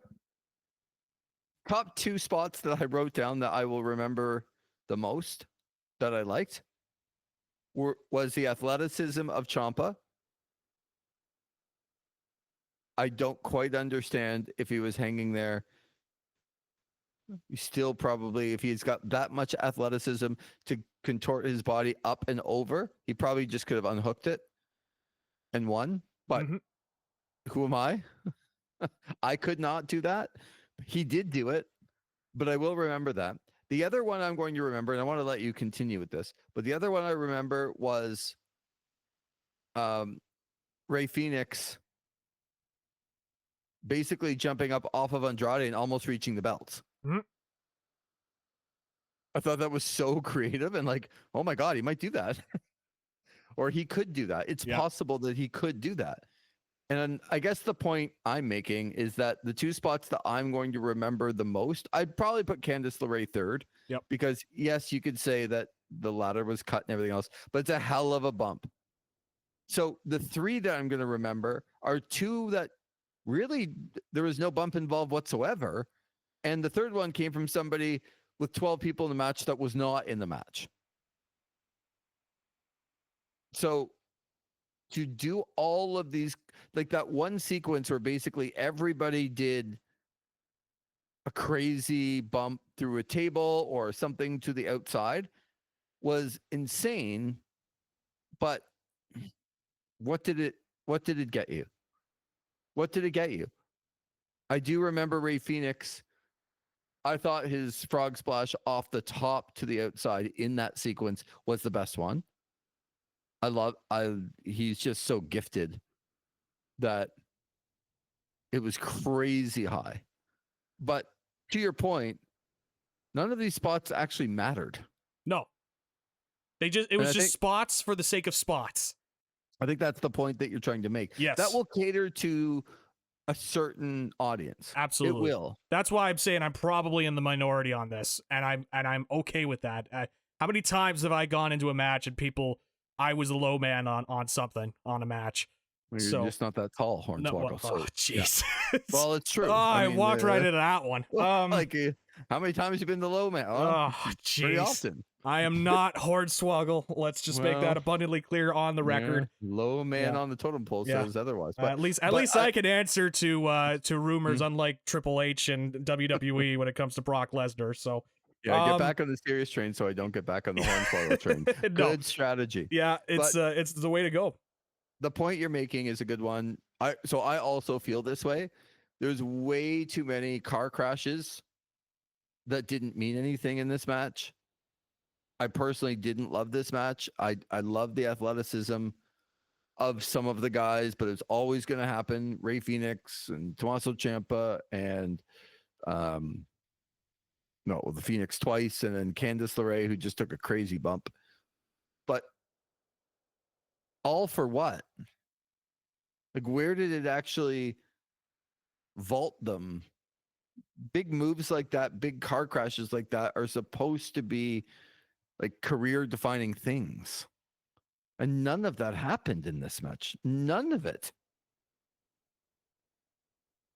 So I see why, like, I'm like you. I can see why people would like this match. And if you show this match to a friend that's never seen it, they're like, oh, wow. Look at all these spots. But there was no consistency in the storyline, nothing to make the moves mean something. There wasn't that connective tissue that really brought it all together. I'm trying to think, like, for even the Wyatts, I didn't think they looked particularly good. No. I don't know what's going on and what they're doing with the Street Profits. I thought it was hilarious when they were introducing all the teams that basically they're trying to have that connective tissue, because DIY were the ones who turned on the Motor City Machine Guns, but the Motor City Machine Guns were the ones that did something to the Street Profits, who then lost to the Wyatt Six. And like every single team had the championships. I think, except for Andrade and Phoenix. Fraxium? And then Fraxium, but Fraxium are longtime NXT tag champs. But the other four teams that had the championship in like the last 3 months or something. And it's like, sure. They all just connect somehow because you're telling me so. But I didn't leave the match at the end. A match like that, you should be like, the way that we're describing it, you're like, that should be the match of the night, the match of the year, one of the greatest spectacles with all of the car crashes that came.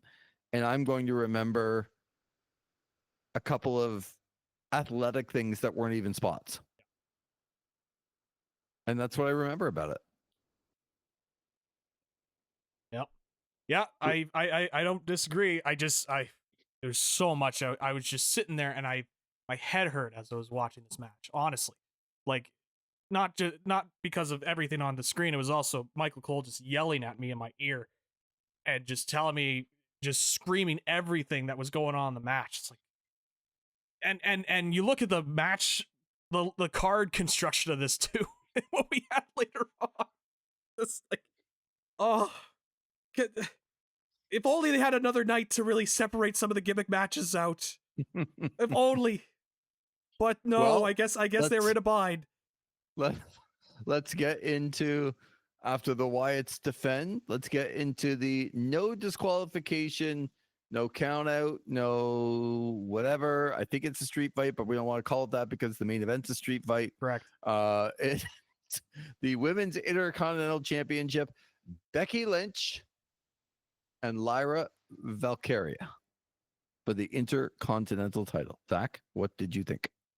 I don't know if we could review this match. I think it's still going as we're talking here. I'm just looking at the match runtime, and it's looks like it's still continuous. This match, it just, everything felt wrong. You know, what was it? What was the match runtime? The match runtime was 25:05. Okay, it was 25 minutes of just, you know, trying to. They had the spot where they had the what was it, those zip ties handcuffed into Lyra Valkyria, and then there was a spot where I believe she took like a suplex or something, and then you could see the zip ties came off.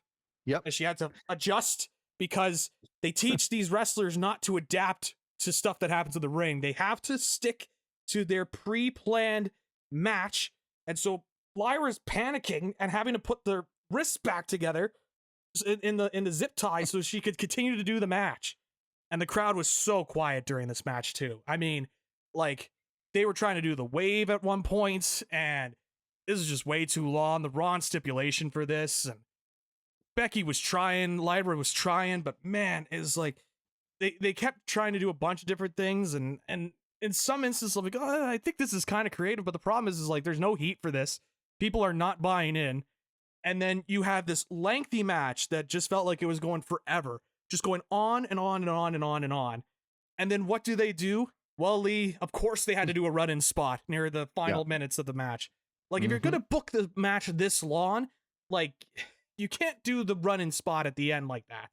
And so, of course, they had the Crisis of Conscience, because that's the new wave of telling stories in WWE.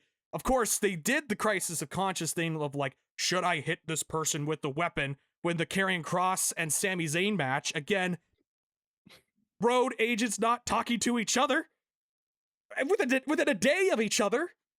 And they did that. And not the last one, by the way, I will point out on this show. And I was gonna say, didn't John Cena go to hit him with the belt and threw it down? Yeah, had a Crisis of Conscience there too. Yeah. There's another spot we'll talk about in another match that where it literally in the next match where they did something similar. I'm like, guys, do anybody talk to each other in this company? Clearly not. And so of course they had Bayley's and she's just looking there. It's like, nope, I'm not gonna do this. You go do this and you go figure it out. Then they did the miscommunication and Becky Lynch wins. Great, awesome. I'm so distraught that Lyra Valkyria can't challenge for the Women's Intercontinental Championship as long as Becky Lynch is the champion. After we're done recording here tonight, Lee, I'm just gonna go to bed and I'm just gonna stare up at the lights and just be like, man, I feel so bad. I feel like so bad for her. I don't know how I'm gonna get to sleep for tonight. I really can't. I don't know how it's. I really don't know. It's gonna be tossing and turning, and might need to get up and get a midnight snack and just like sit at my table and just. Well, it's such.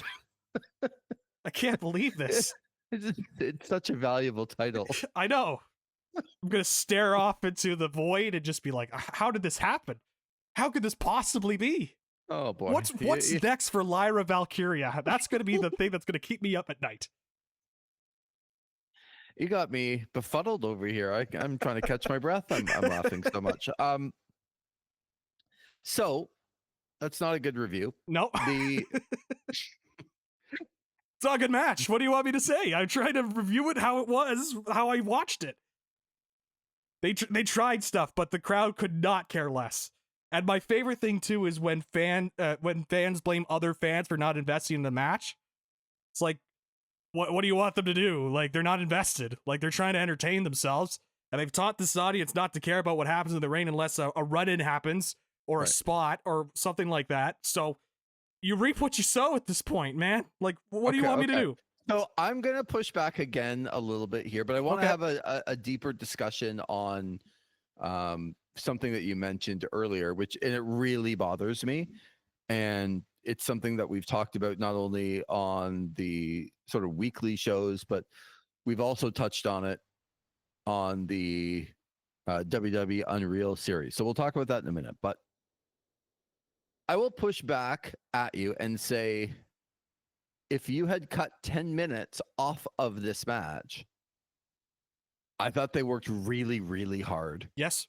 And the match was better than I thought it was going to be. I had very low expectations, but I thought Becky, like, the right idea here was for Becky Lynch to absolutely annihilate Lyra.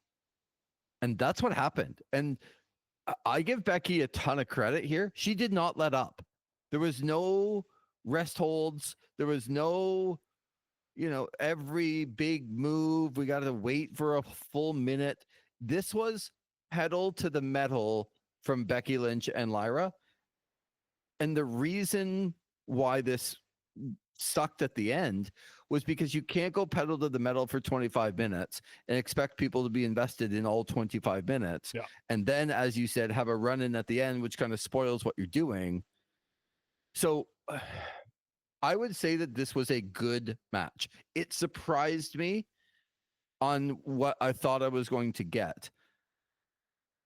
In retrospect, I would have cut 10 minutes off of it and say, do the same thing. And I would not have had the silly run in at the end with the ever Bailey missed WrestleMania. Oh, poor Bailey. Oh, Bailey's not on the SummerSlam card. Oh no. No, yeah, because Bailey sucks.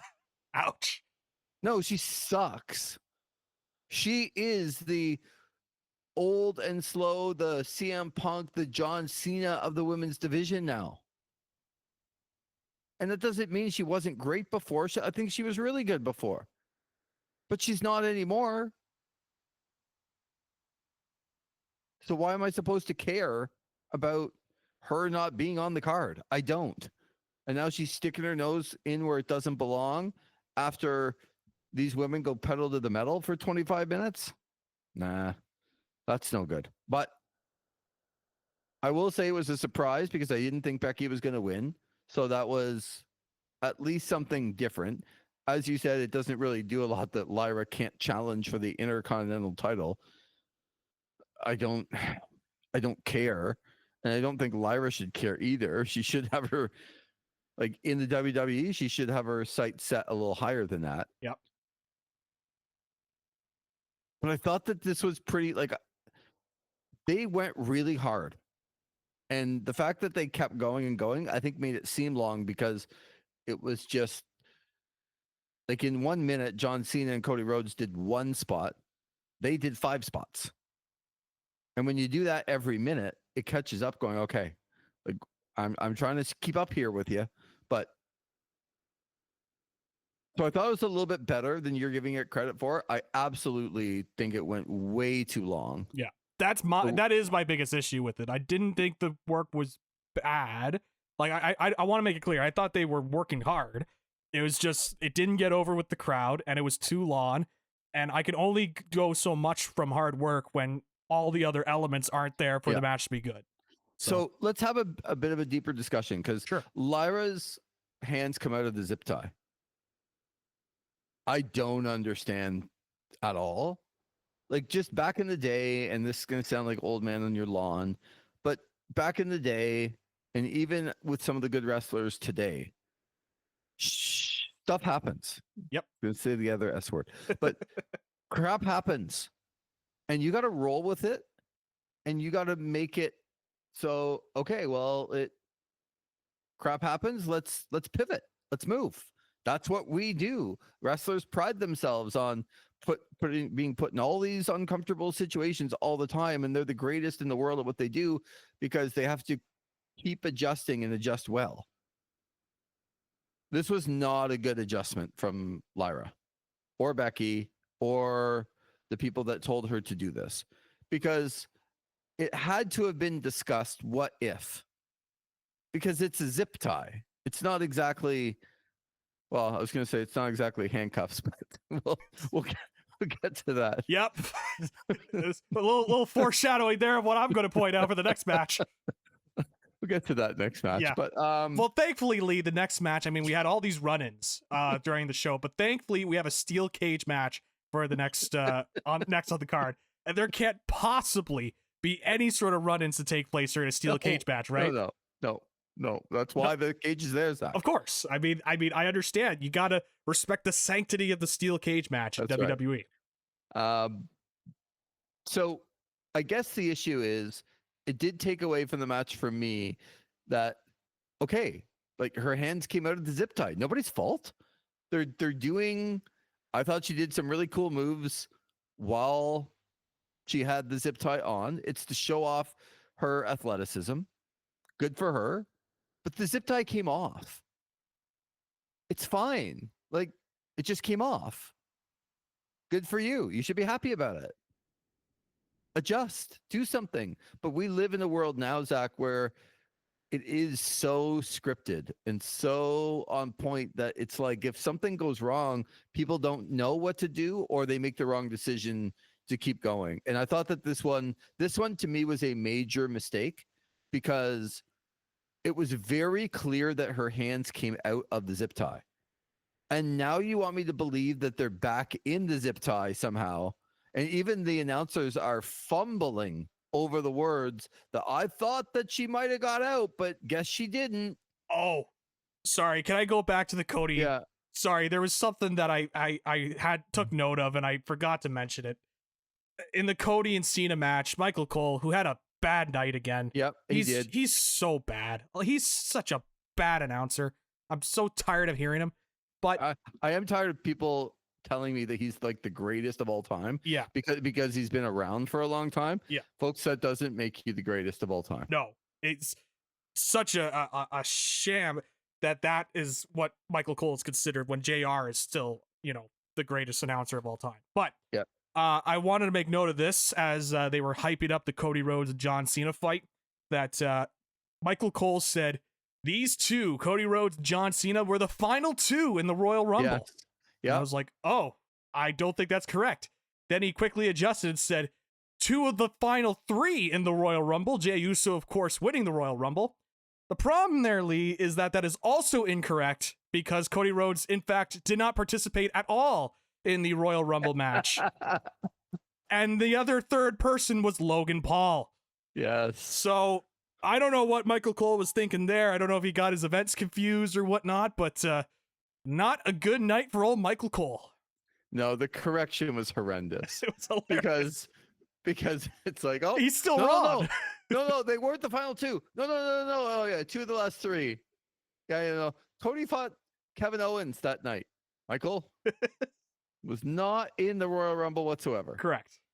It's like, Cole, come on, man. So bad. Oh. And I thought he had, like, it's easy to point out, look, when you're broadcasting for that long as a broadcaster and you're trying to do everybody justice and you're trying to do it well, you're looking at about 7.5 hours of true broadcasting. You're going to get something wrong. Yep. And it's a really hard thing to do at that level. You just can't make major mistakes and kind of make the same ones over and over. And like Michael Cole not knowing who's pinning who in the Tiffany Stratton match, which I pointed out. This fumble with the Cody Rhodes, John Cena thing, yelling in your ear all night long. There was a couple other things. He read a graphic that they put up in the bottom third. And look, there was only one word that was wrong in the graphic, but it was a big word. It was supposed to say like at SummerSlam, but it said since SummerSlam. And it didn't. Now the stat didn't make any sense at all because it was like, no, it's not since SummerSlam. Like, no. But then he reads it and like there's nothing wrong with it. Like he doesn't even kind of correct it. I didn't think he had a very good couple of nights. No. In saying that, I don't know what they're supposed to do in the case of, like, let's just talk about at that point.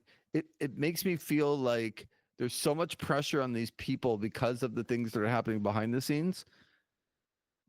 Lyra never, ever, ever should have tried to put her hands back in that zip tie. Because even when the announcers, Michael Cole and Wade Barrett, who I thought had a strong couple days, I like Wade Barrett in that spot. Trying to say like, oh, I thought her hand was out, but no, I guess not.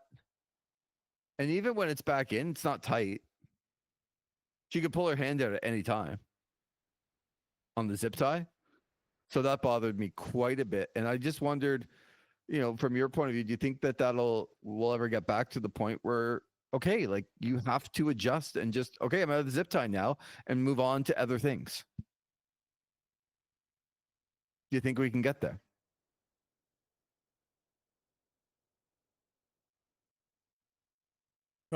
Yeah, sorry, can you say that one more time? Well, just the fact that Lyra put her hands back in, it wasn't tight. Yeah. And it made a mockery of it. And do you think, but I think, and this is old person on my lawn, whatever. I don't think that happens. Yeah. I don't think that happens 20, 30 years ago because I think people just adjust to it because that's what they're used to. And these days, everything is so overproduced that they're not used to it. And when something goes wrong, they don't know what to do. And this caused to me a big problem. And I would hope that at some point somebody would take her aside and go, that wasn't the right thing to do. Yeah, I agree. Unfortunately, I think they would pull her aside and say, great job on sticking with the plan and find a way to stick with the plan. Because that's how they train these guys now and gals. Right down the performance center. Because I agree with you, like 20, 30 years ago, you adjust with what happens in the ring. You say, okay, we're going to go in a different path here. We're going to call it. But that's not how they train a lot of these people for TV. They'll either just get lost and they'll be deer in the headlights, or they're going to try and find a way to get back to the originally scheduled programming. So I don't disagree with you there whatsoever. Bailey and Becky in a fight for the women's intercontinental title doesn't interest me. So I hope Lyra goes on to do bigger and better things. Let's get to that aforementioned steel cage. It's only there to keep everybody out, so nobody interferes. In the family bloodline, it's Solo Sikoa and Jacob Fatu for the United States title. Doc, I'm all ears, because I know with that cage, it's just mano a mano. Yes, that's right. Just 1v1. Just see right. the other man in the ring, and you're saying, all right, this is you and I, buddy. We're going to take care of this, and we're going to settle some scores here in this steel cage match. Yep. Boy, was this a lousy steel cage match. So this was, to be honest, this was for me the worst match on the entire card. Yeah, I wouldn't blame you if you said this was the worst match. This was not good. Okay, and I mean that I haven't thought back to night number 1 yet. It certainly was for night number 2, the worst match for me. I'd have to go back and look at night number 1 again. I don't want to be reminded of night number 1. So I did not think that this was a good match. I thought there was a bunch of holds. We had tons of interference. We had tons of interference. Yeah. In the steel cage match? Yeah. What? Yep. Oh, you gotta be. You're kidding me. Tala came out and did maybe one of the worst make it about me moments, rather than being like, you could see Jeff Cobb on the outside. Sorry, JC Mateo. That's right. My apologies. You could see JC Mateo on the outside, like sticking with what should happen and being involved like a pro. And then Tala just, I'm gonna make this a little bit about me. I'm pretty big, man. I'm gonna scream. It's gonna scare some people. Yeah. And I'm gonna kind of make this about me. Yeah. I thought this was. I don't know if I felt bad for Jacob, but I expect more out of Jacob. But I think he had a lot stacked against him going into this match. Yeah, and also, another case of the road agents not talking to each other here, Lee. Literally back-to-back matches. We had the zip ties that were handcuffing Lyra Valkyria, and in this match, we had the actual handcuffs handcuffing Jacob Fatu to the steel cage. No fight back from Jacob Fatu while he was being handcuffed. Yeah. He's like, oh my God, are you? If only I could use my free hand to try and get this off, If only. But I'm stuck in this cage, and I guess I'm stuck here now.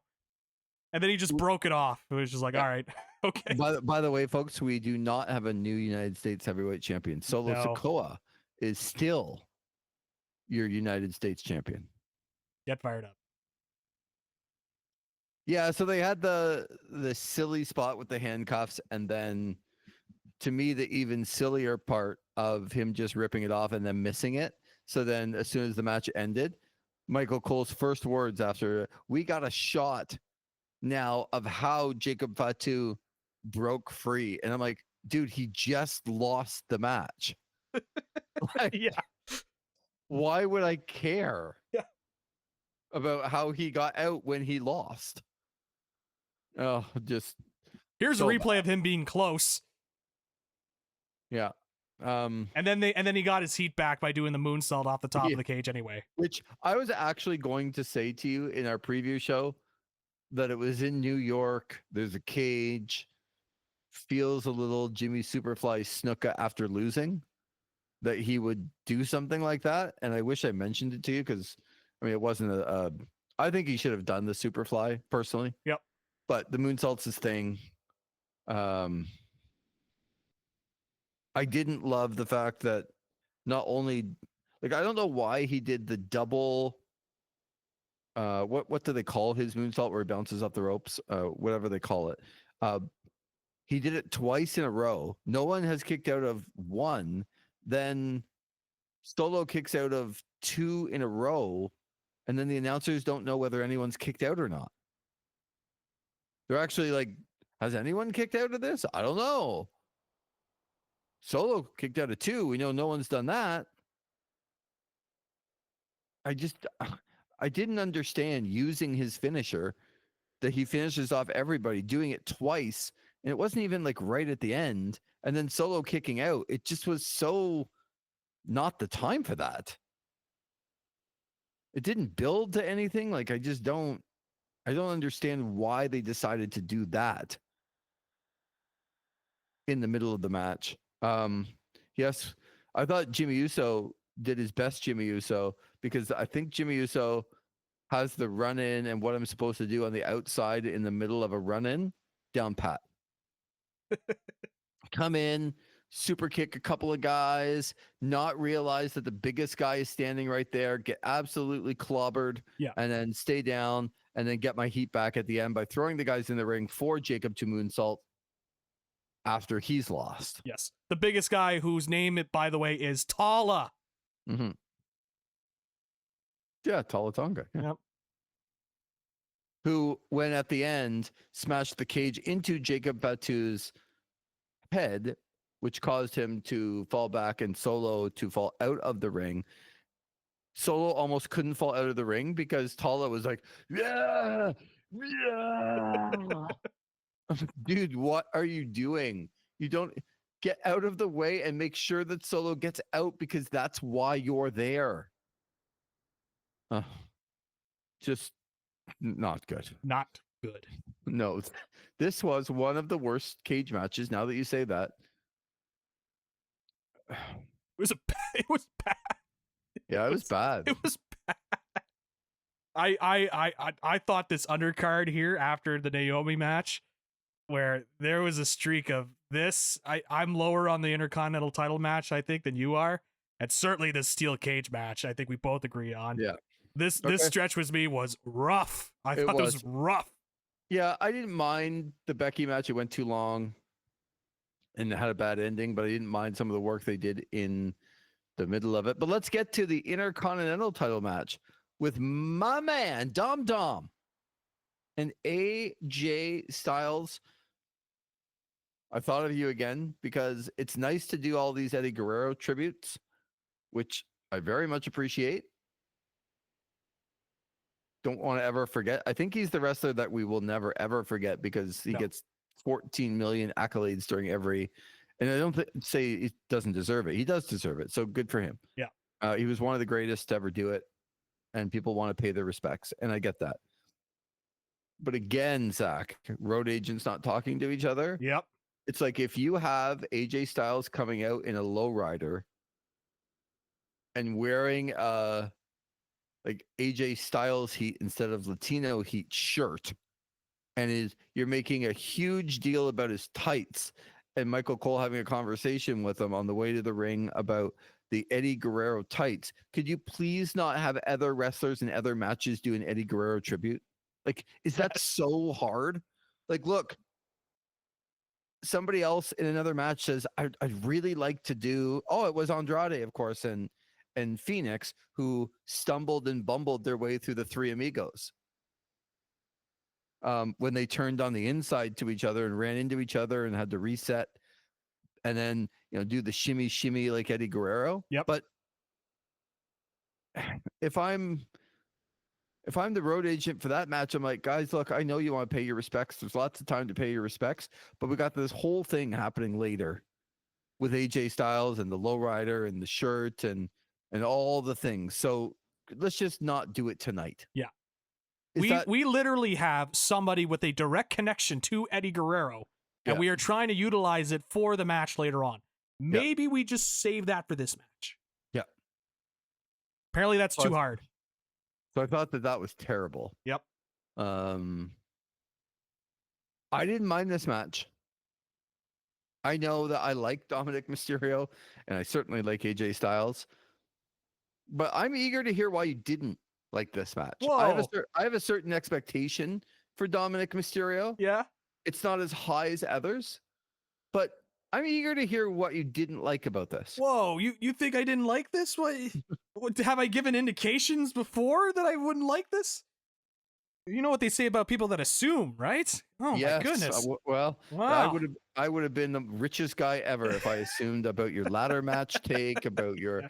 Dominic Mysterio take, Yeah. about basically your take on almost everything that happened tonight. Pretty much everything tonight. Yeah.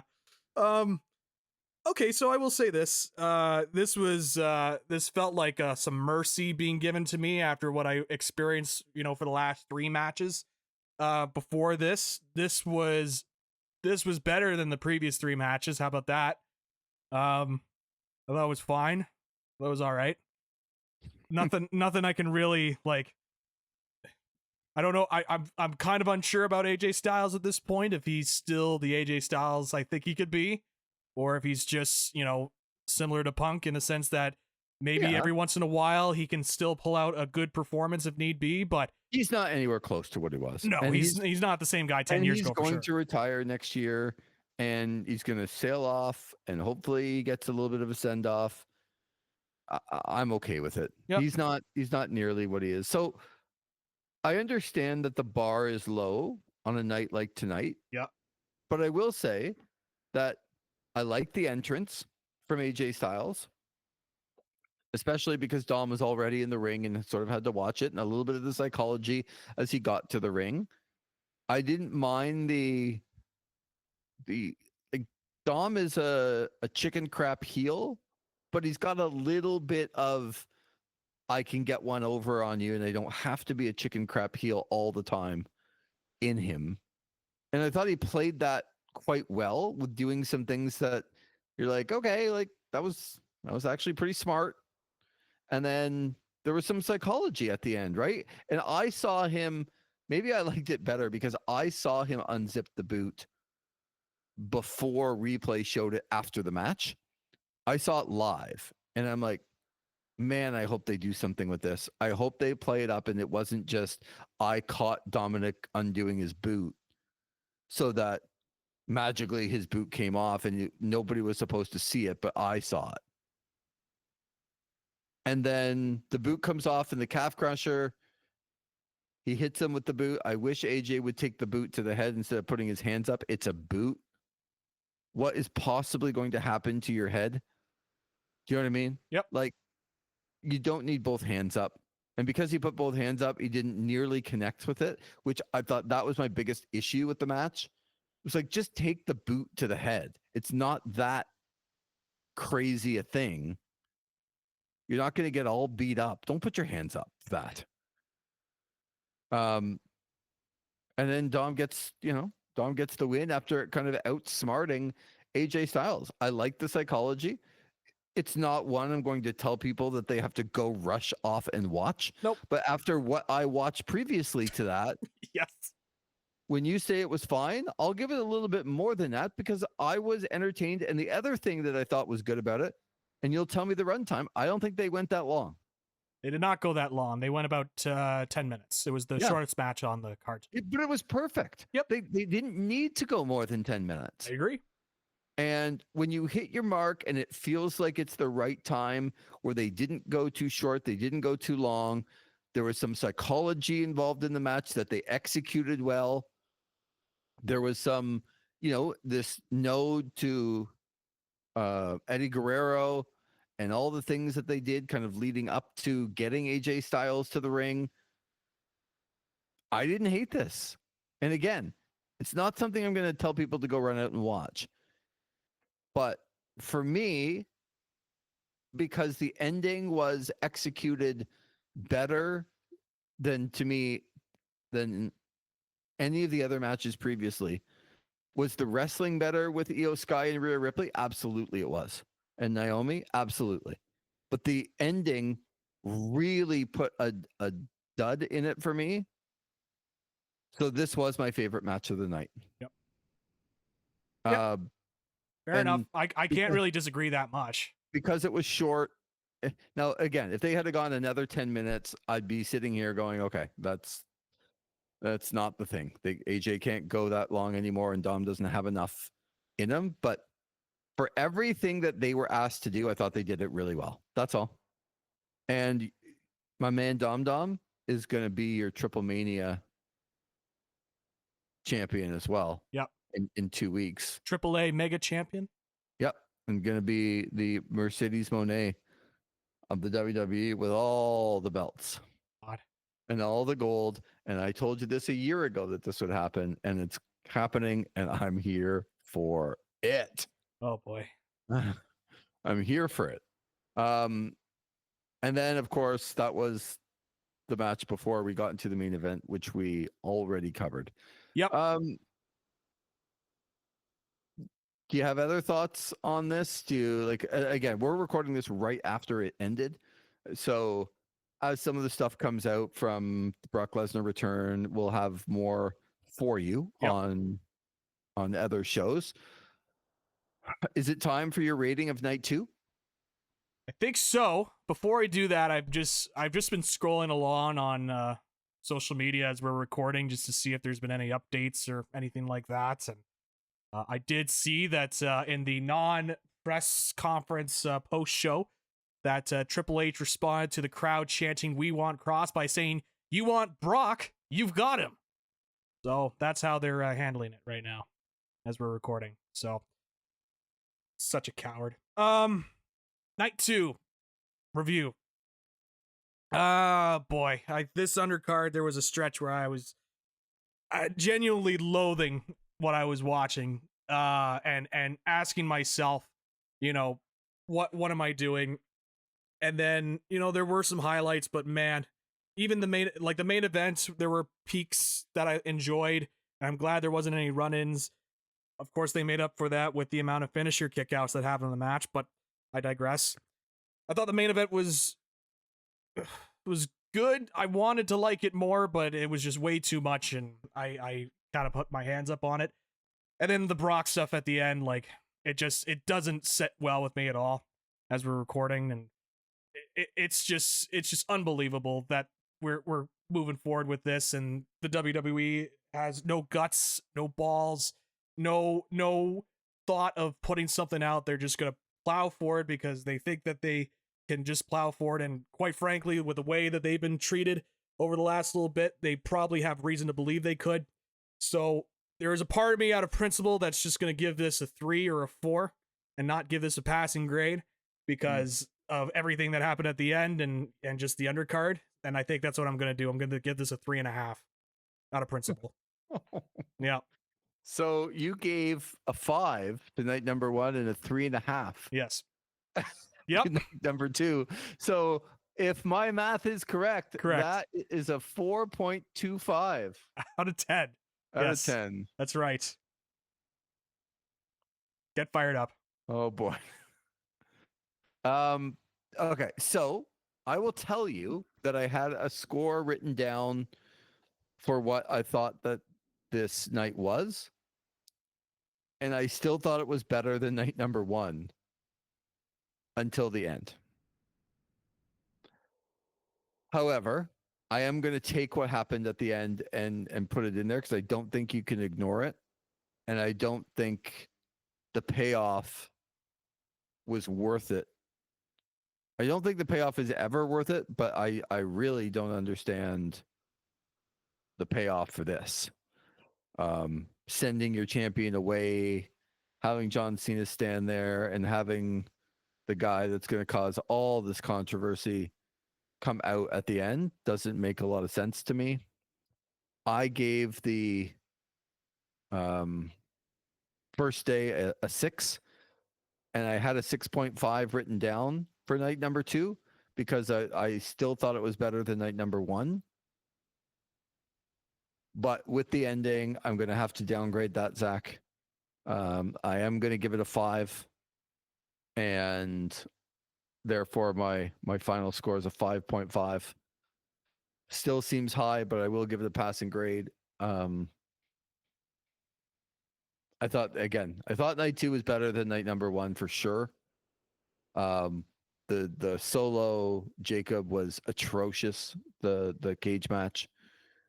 A couple other things, obviously, that we've talked about that I didn't like. I thought the main event was another like main event where they plodded along, but they really worked hard, and then it kind of got ruined at the end. I thought it was the right ending, and the right ending between Cody and John Cena. I mean, but then afterwards it got ruined, and it's just, I don't think it's good to cancel the press conference and go off the air like that. It doesn't make me go, oh man, I can't wait to see what Brock Lesnar is going to do on Monday Night Raw. I could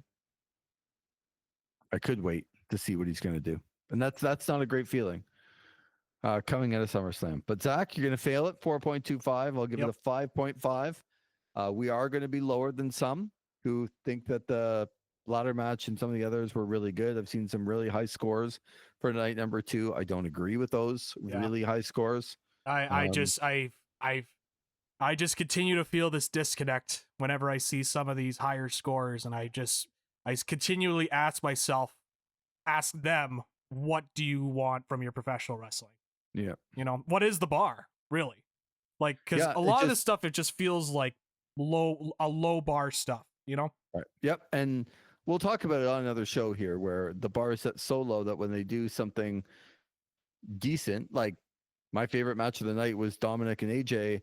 And as you said, it was probably just okay, but because the rest of the night was like, it came across better. And that shouldn't happen. Yep. And you shouldn't overshadow some of your really good wrestlers. And we want Cross back, and that didn't happen. So who's we? We? Yeah, all the WWE universe. Oh, we. Yeah, you heard the chant, Zach. You heard the chant. Yeah. But that's going to do it for us in our SummerSlam review. It's been a long one. It's been fun, though, to kind of chop it up and do it after night number 1, night number 2. But this has been a lot of fun, and we'll have to dissect and probably get a little bit more serious on our next episode, seeing what happens with the Brock Lesnar stuff. Yeah, we'll see what happens and what the fallout will be. And if there is any, if I'm being honest, my hopes... My thought process isn't too high on it, if I'm being honest. So, we'll see. Who knows? Things certainly. I was shocked tonight. They may continue to shock me throughout the week. For Zach McGibbon, I'm Lee Versage. Thanks for listening to our SummerSlam review edition of This Is Wrestling.